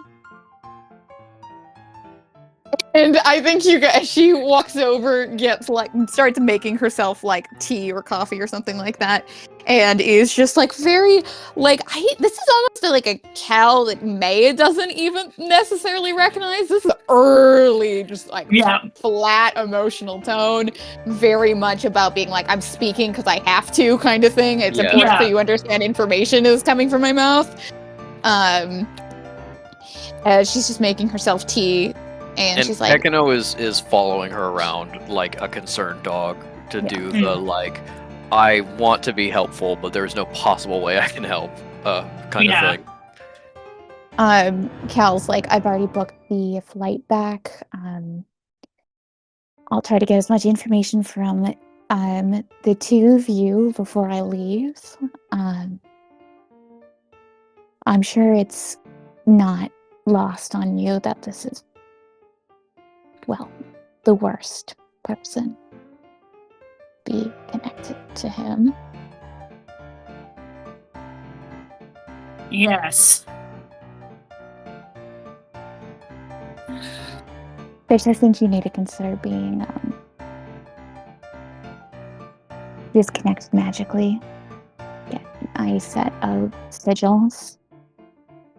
Block for a long time till this is resolved. About that exorcism. Well, the person who's performing it is missing, so I don't know how to really get through that. Right. Delicious. Obviously, what do you need from us? Information. About... I don't know what I would know, but... Jonas. Well, you just heard from him most recently. I know that he was doing... Actually.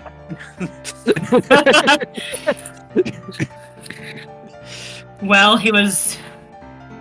May would have also totally mentioned the abomination thing, FYI. Like, she's not talking so much about the device, but very like... And then she says, all I know is that he was... Whatever he was doing by Baiutsu was...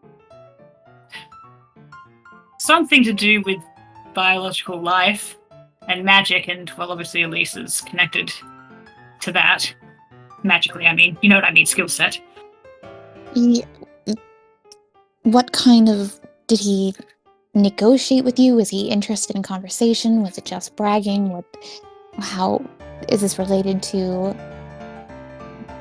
Why did he keep you alive? Did he say? He seemed very interested to see whether I would, quote unquote, come over to his side, or insert whatever Jonas actually said there. Like the gist of getting involved. And then said he negotiated some sort of... He told this abomination that there would be a handover of me to this thing called the librarian. Sorry, the Regent. It was the Regent, wasn't it? Yeah. Mm-hmm. But then he didn't carry that deal through, obviously, because he let me go insofar as it didn't take me with him. Cal crosses her arms and goes, well, he didn't want your magic. What did he want? Your intellect? Your insight into particular information? I don't understand what the pattern is. I don't know He likes to either. play games, so we can try to, I don't know, lure him, but I don't know what he wants, and I don't know how to... Now that May has had a night's sleep, give me an insight check.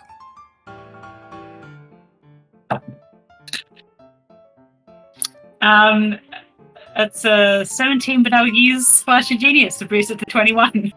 Okay. With a 21, you realize that, yes, Jonas captured you and Jonas freed you, but did actually Jonas capture you? You realize Jonas was there, Jonas was talking to you, but the soldiers ran in almost the same time Jonas was speaking. Maybe he didn't cue them. Maybe you were told, or at least you overheard. No, it was Jonas. Jonas told you that they were supposed to keep you from handling the artifact. Maybe that's when they started coming after you. When they started gathering, when you started handling it. Or maybe Jonas realized that you thought it was a fake. Or you don't know. You don't know if Jonas actually turned you in. May conveys that to Cal. And then Fish, you, obviously. and then you And the other think- one's there. And then you think of what Jonas told you about survival, getting out, that it was a test, that it was all a test. And he said that as one of his soldiers put the box down. What you do with the artifact may be part of the test. What you do now may be part of the test.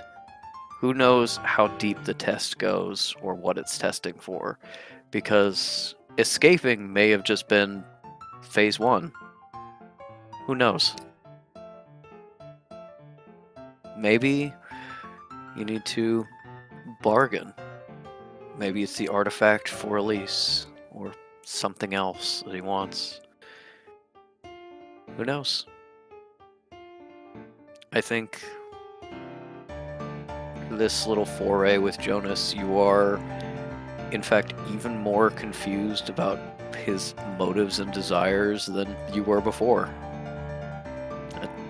Only the notion that there is some deeper game that he's playing.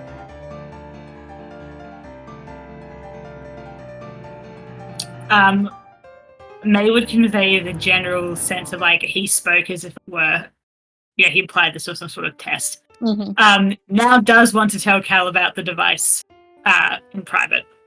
So she'll try and get a moment with Cal later. Is Fish just disassociating at the kitchen table? Yeah. Throbbing headache. Yeah, they're listening and it's just like, yeah, that really Just fucking kind of petting your sucks. leg, like, Yeah. "You okay, Dad? I can feel the headache too, and it's not good." Yeah, they're just like, yeah, it's really bad. I don't understand how it's materially different to how it was bad yesterday, but yeah, yep.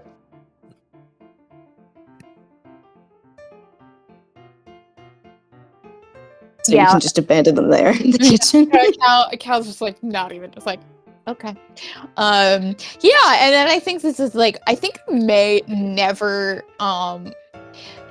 yeah, because like May got like the meaner kind of like I'm gonna make a snide remark just to be a fucking asshole kind of like that was kind of tailing off when she and May got to know each other. May got a little bit of it, but not necessarily the consistent of it. And I think she probably doesn't care for that coming back. But I think just having a Cal is just like business. And May's like, I don't have a problem with this. It doesn't come off as like brusque and unappealing the way that I think it would have for like Fish Isle Metal. No, May is 100% reading this as I am in significant distress because the person I love most in the world is in like significant danger, if not dead. Like, she wouldn't at all be offended by this. Yeah. So yeah, she's just like taking her notebooks out and she's like, "Yep, tell me everything." Yeah.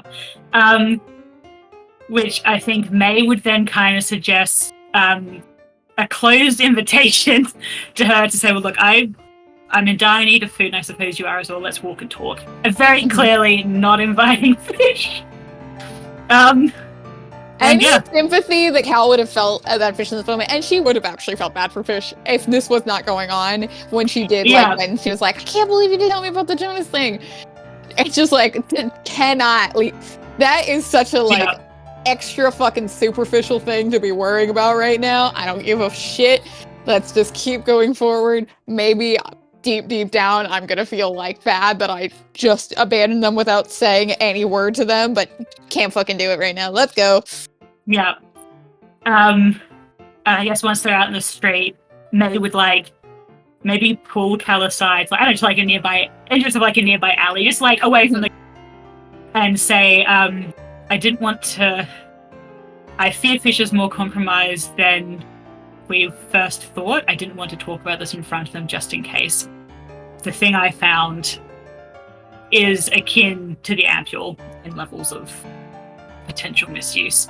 And she explains to Cal what it does and says, the Sanctuary doesn't know that I have it because as far as they know, it's both fake and back with the House of the Ram, I want to try and destroy it myself. But it shouldn't be useful to us in what I suspect will likely become a very dangerous rescue mission. I think it's worth me studying. Absolutely. Let me know what you need for me to do to be useful. And vice versa, cleric. You let me know where to be and when, and I'll help. I understand.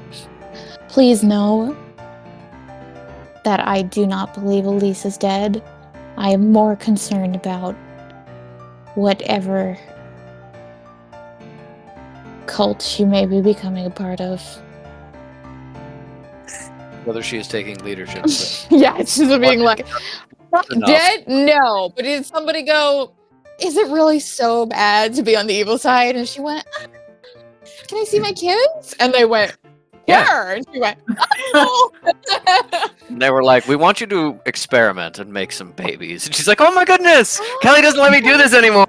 Yeah. I've missed I it. also, I would also just like to throw out Remnant. Oh, you guys have cut out me. What did you say, Ink? I would just like to throw out there Remnant. Yeah. Yeah. Yeah. Yep. Father of remnants and mother of whatever the fuck she does. Oh, and I will say, Kel's not been a complete asshole. She did make sure to check on the kids. She does love her nieces and nephews. No, the kids are totally and completely safe in the main compound. You were, in beginning of this arc, you were told that Elise was traveling without them because she was just doing a short visit with you before some work. Yep.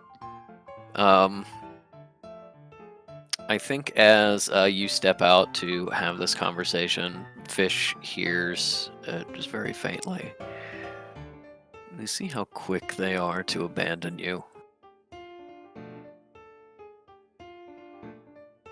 Not if I do it first. And Fish goes and packs up their shed. My We're favorite. about What? I was gonna say, so we're about to get that fuck you all arc that I was joking about earlier. Sick. No, I especially love the timing of me and Ink's jokey joke, awkward cowfish conversation being so perfectly timed to this. Does May tell Cal exactly what the rod does? Yeah. She would give her the specifics, and also May's accompanying fears and curiosity. Yeah. Then what Cal understands sort of immediately in a way that May wouldn't is that this is not just a potential weapon, it's a potential cure. With this, the reflections would not need to rely on Kala nearly as much. Couple uses, go for a couple weeks, more uses, more. Over time, they'd recover enough to not need Kala's ministrations at all. You could give this to them for safekeeping. No longer need to rely on blood, goodwill of the House of the Ram. But I think Cal probably dismisses that thought pretty fast. No. She's in fucking killer mode. She would be like, okay, so we can use this to bribe them and then we'll take it away. We'll say you need to go commit to fully working on this, and your reward will be limit usage of this item while being and then we fucking destroy it, obviously. Okay. And so she says that to May? Yeah, May is very reluctant to do that. Not because she's opposed to the idea of the reflections being, fine. Are you sure that I don't know if we should trust them? Kel's not proposing this as a plan. Kel is saying, I had this realization that they're significant on this. If we need to pull on people as a resources and teams, yes, okay. Andy's fucking nuts. She would do anything if you need a second you. And I think this is the first time they have the conversation where Cal is like, the Andy would do any. You don't know. There's something something is broken in her. What do you mean? I mean, she seemed angry, but I'd probably be angry too after all that. What do you mean? Anger does not cover it. Like a rabid dog, desperate to bite at the hand that feeds, knowing that it would starve if it did, and becoming even more desperate to bite as a result. Unstable, furious, it's just volatile and unable to focus on anything but rage. Nothing like you, and just incomprehensible except the face that she came from your mirror. I see.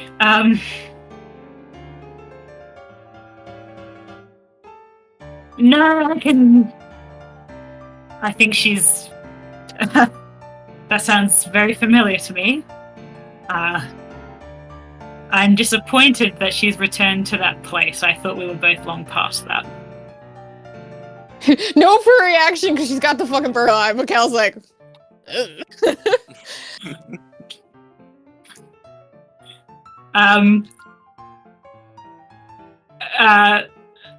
May looks... Embarrassed isn't the right word, but kind of like...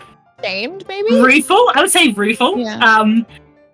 And says, there was a period in my life when everyone was gone, and nobody seemed to want to help. So I can absolutely imagine what she must have been like to deal with. My apologies. Cal shakes her head and is like, I mean, I guess at least knowing that you recognize her to some extent maybe makes it make a little more sense, but she has plenty of support.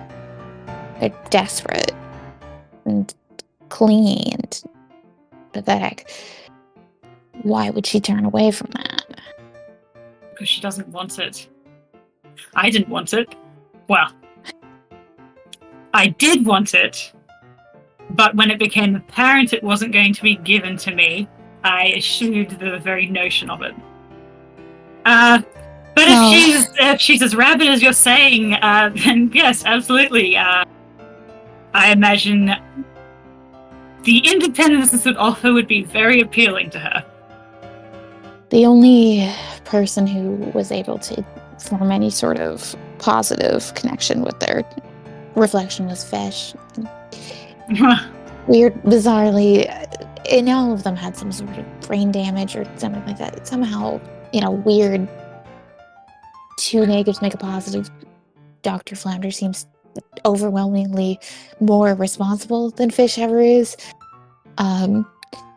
But if that is a path we want to go of trying to convince them to work on this with us, Fish would be the bridge to that. So I know you do not want to share a lot of information, but something. Why don't we let the dust settle for a couple of days?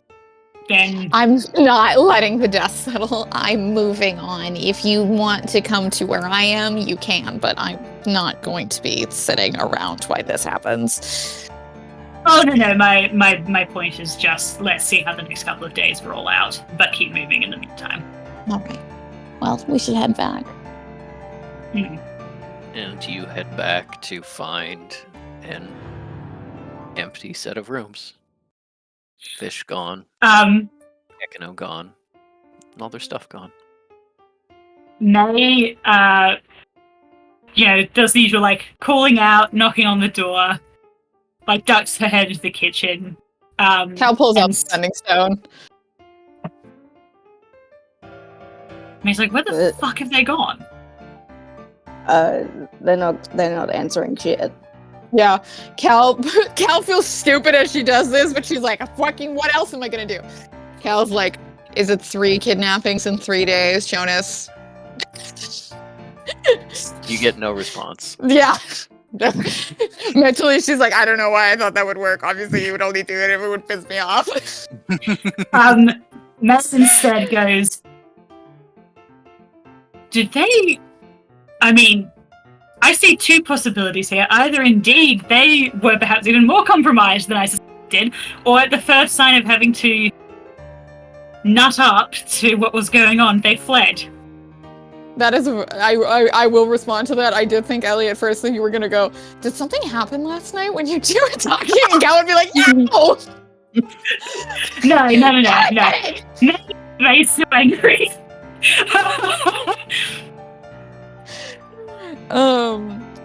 Cal is Cal's rubbing her thing, and she's like, I'm gonna do an insight for Fish of how well Cal knows them at this point.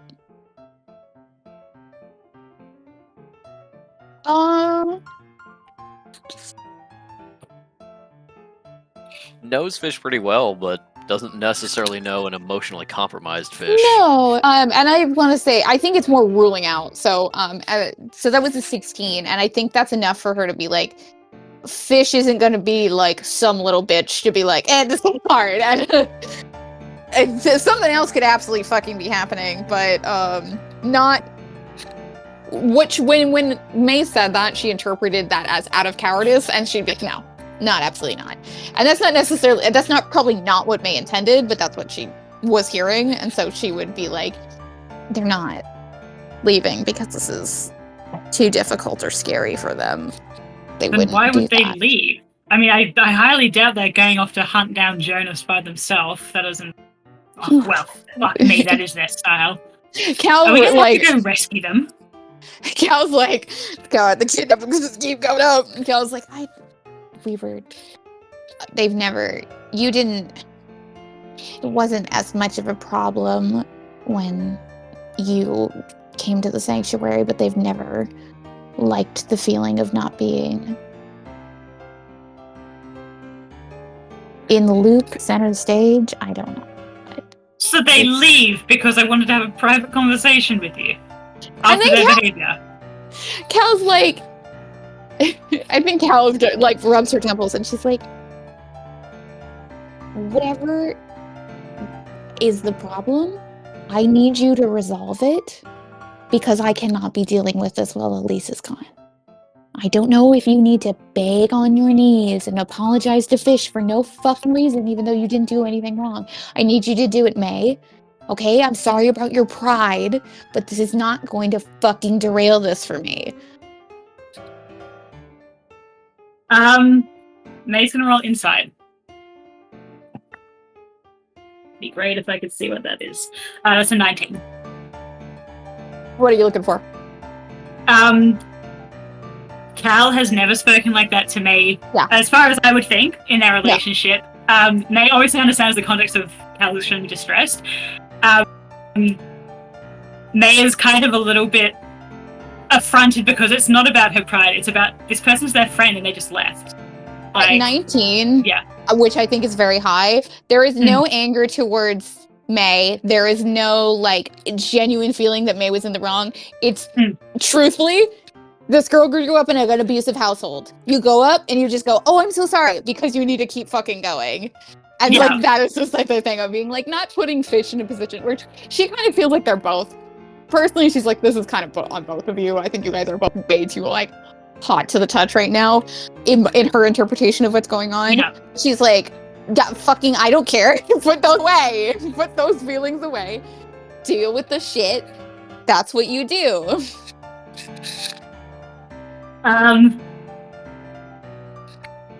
May takes a deep breath, bites back the instinct to respond harshly because that wouldn't be fair to Cal in this moment. She understands why she's feeling this way, and says,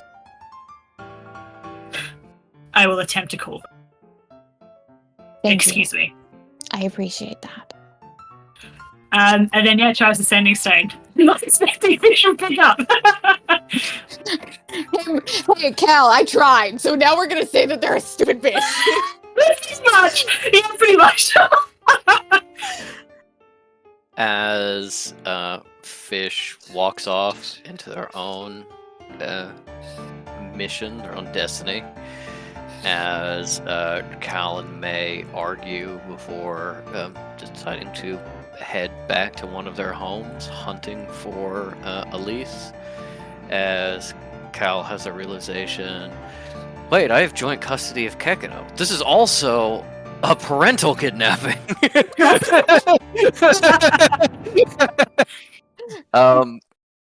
As that fades out, we will have some downtime and time skip in which you will all level up and people will have been doing things. But we will end with one last scene from this arc.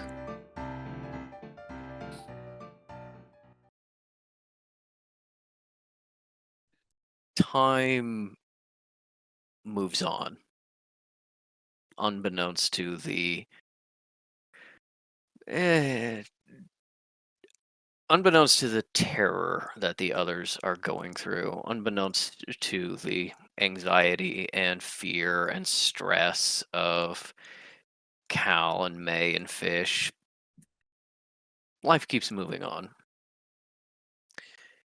The auction happens as scheduled, although moved to a new location, one far more under the house's control. And things have reached a tentative peace. Andy has been thinking a lot about what happened with the Reflectance, about that giant box that May appeared with, and also about those assassinated captives.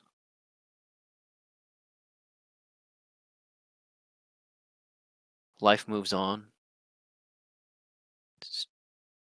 She brings together her team, finds the shrine before it's raided by the military, gets them evacuated, most of their precious objects out, and just wrapping up.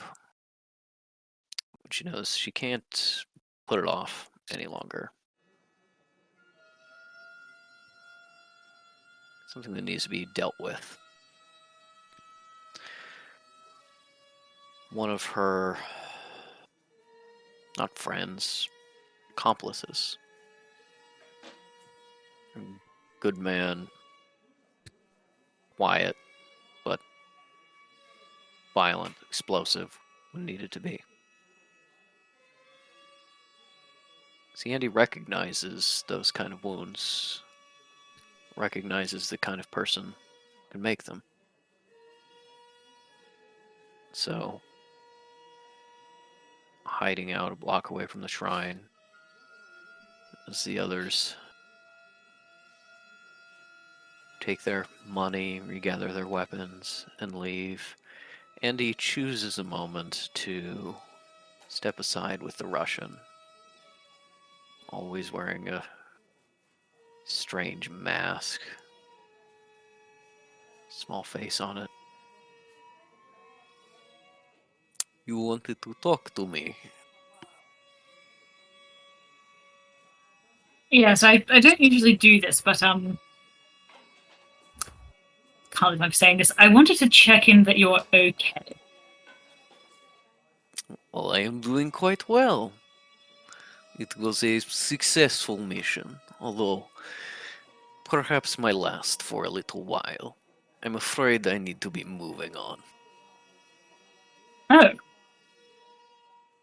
I understand, but your talent and dedication will surely be missed. It is kind of you to say so. We all do this work for our own reasons.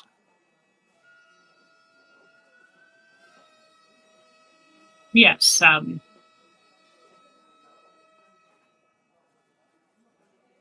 have to admit I'm curious. Where are you heading next? It would be good to stay in touch. I'm gonna need your skills again. Oh, I'm sure we will stay in touch, Miss Barrow. But for as to where I'm going, I cannot say. It is private matter, you understand. I certainly do. I do these things for money. Of course, and I protect my clients. The same way I know ask questions or tell others when you pay me to go to Africa to watch over and get information for the Mr. Drum and the Miss Gladly. And your confidence is very much appreciated. Sorry, I'm not confident. You know what I mean? Yeah. Yeah. Well, it's been a pleasure, Mr. Tesseract. All the best. Do not think I give you this name, but it Oh, has come been on, Patrick! No, I do think Andy knows who Tesseract is, and that's just not Okay. the name that he gave her. All right. Okay. So what did he say again before I cracked the shit? I do not think I give you this name. Well done. You're a man of rare abilities. I hear a thing or two. And you are a woman of rare abilities. And perhaps someday soon you'll have work that needs doing. Or perhaps with work for you. I never I say no get- to a good paycheck. Of course, and more than a paycheck, I hear tell from an employer about an item of much value. I understand you have a little medical problem. Can't spend much time away from your family. My Much to my employer, eternal chagrin, yes. he's aware of an item that may help with that. If you're interested. Oh, I'm downright intrigued. Please tell me more. Ah, well, not quite yet, but I will be in touch very soon. Mm, Good day, good day. May. And he walks off and disappears into the shadows as Tesseract has finished his mission and is now on to the next. And May, Andy, no, May is starting to be brought into the fold a little bit. And it is with that that we will end Arc 2 of Season 2 of Well Dressed Bones. Please, have a chat with me about what you want to do in the time off, what you're going to prioritize and level up things, and we'll see what happens with Elise.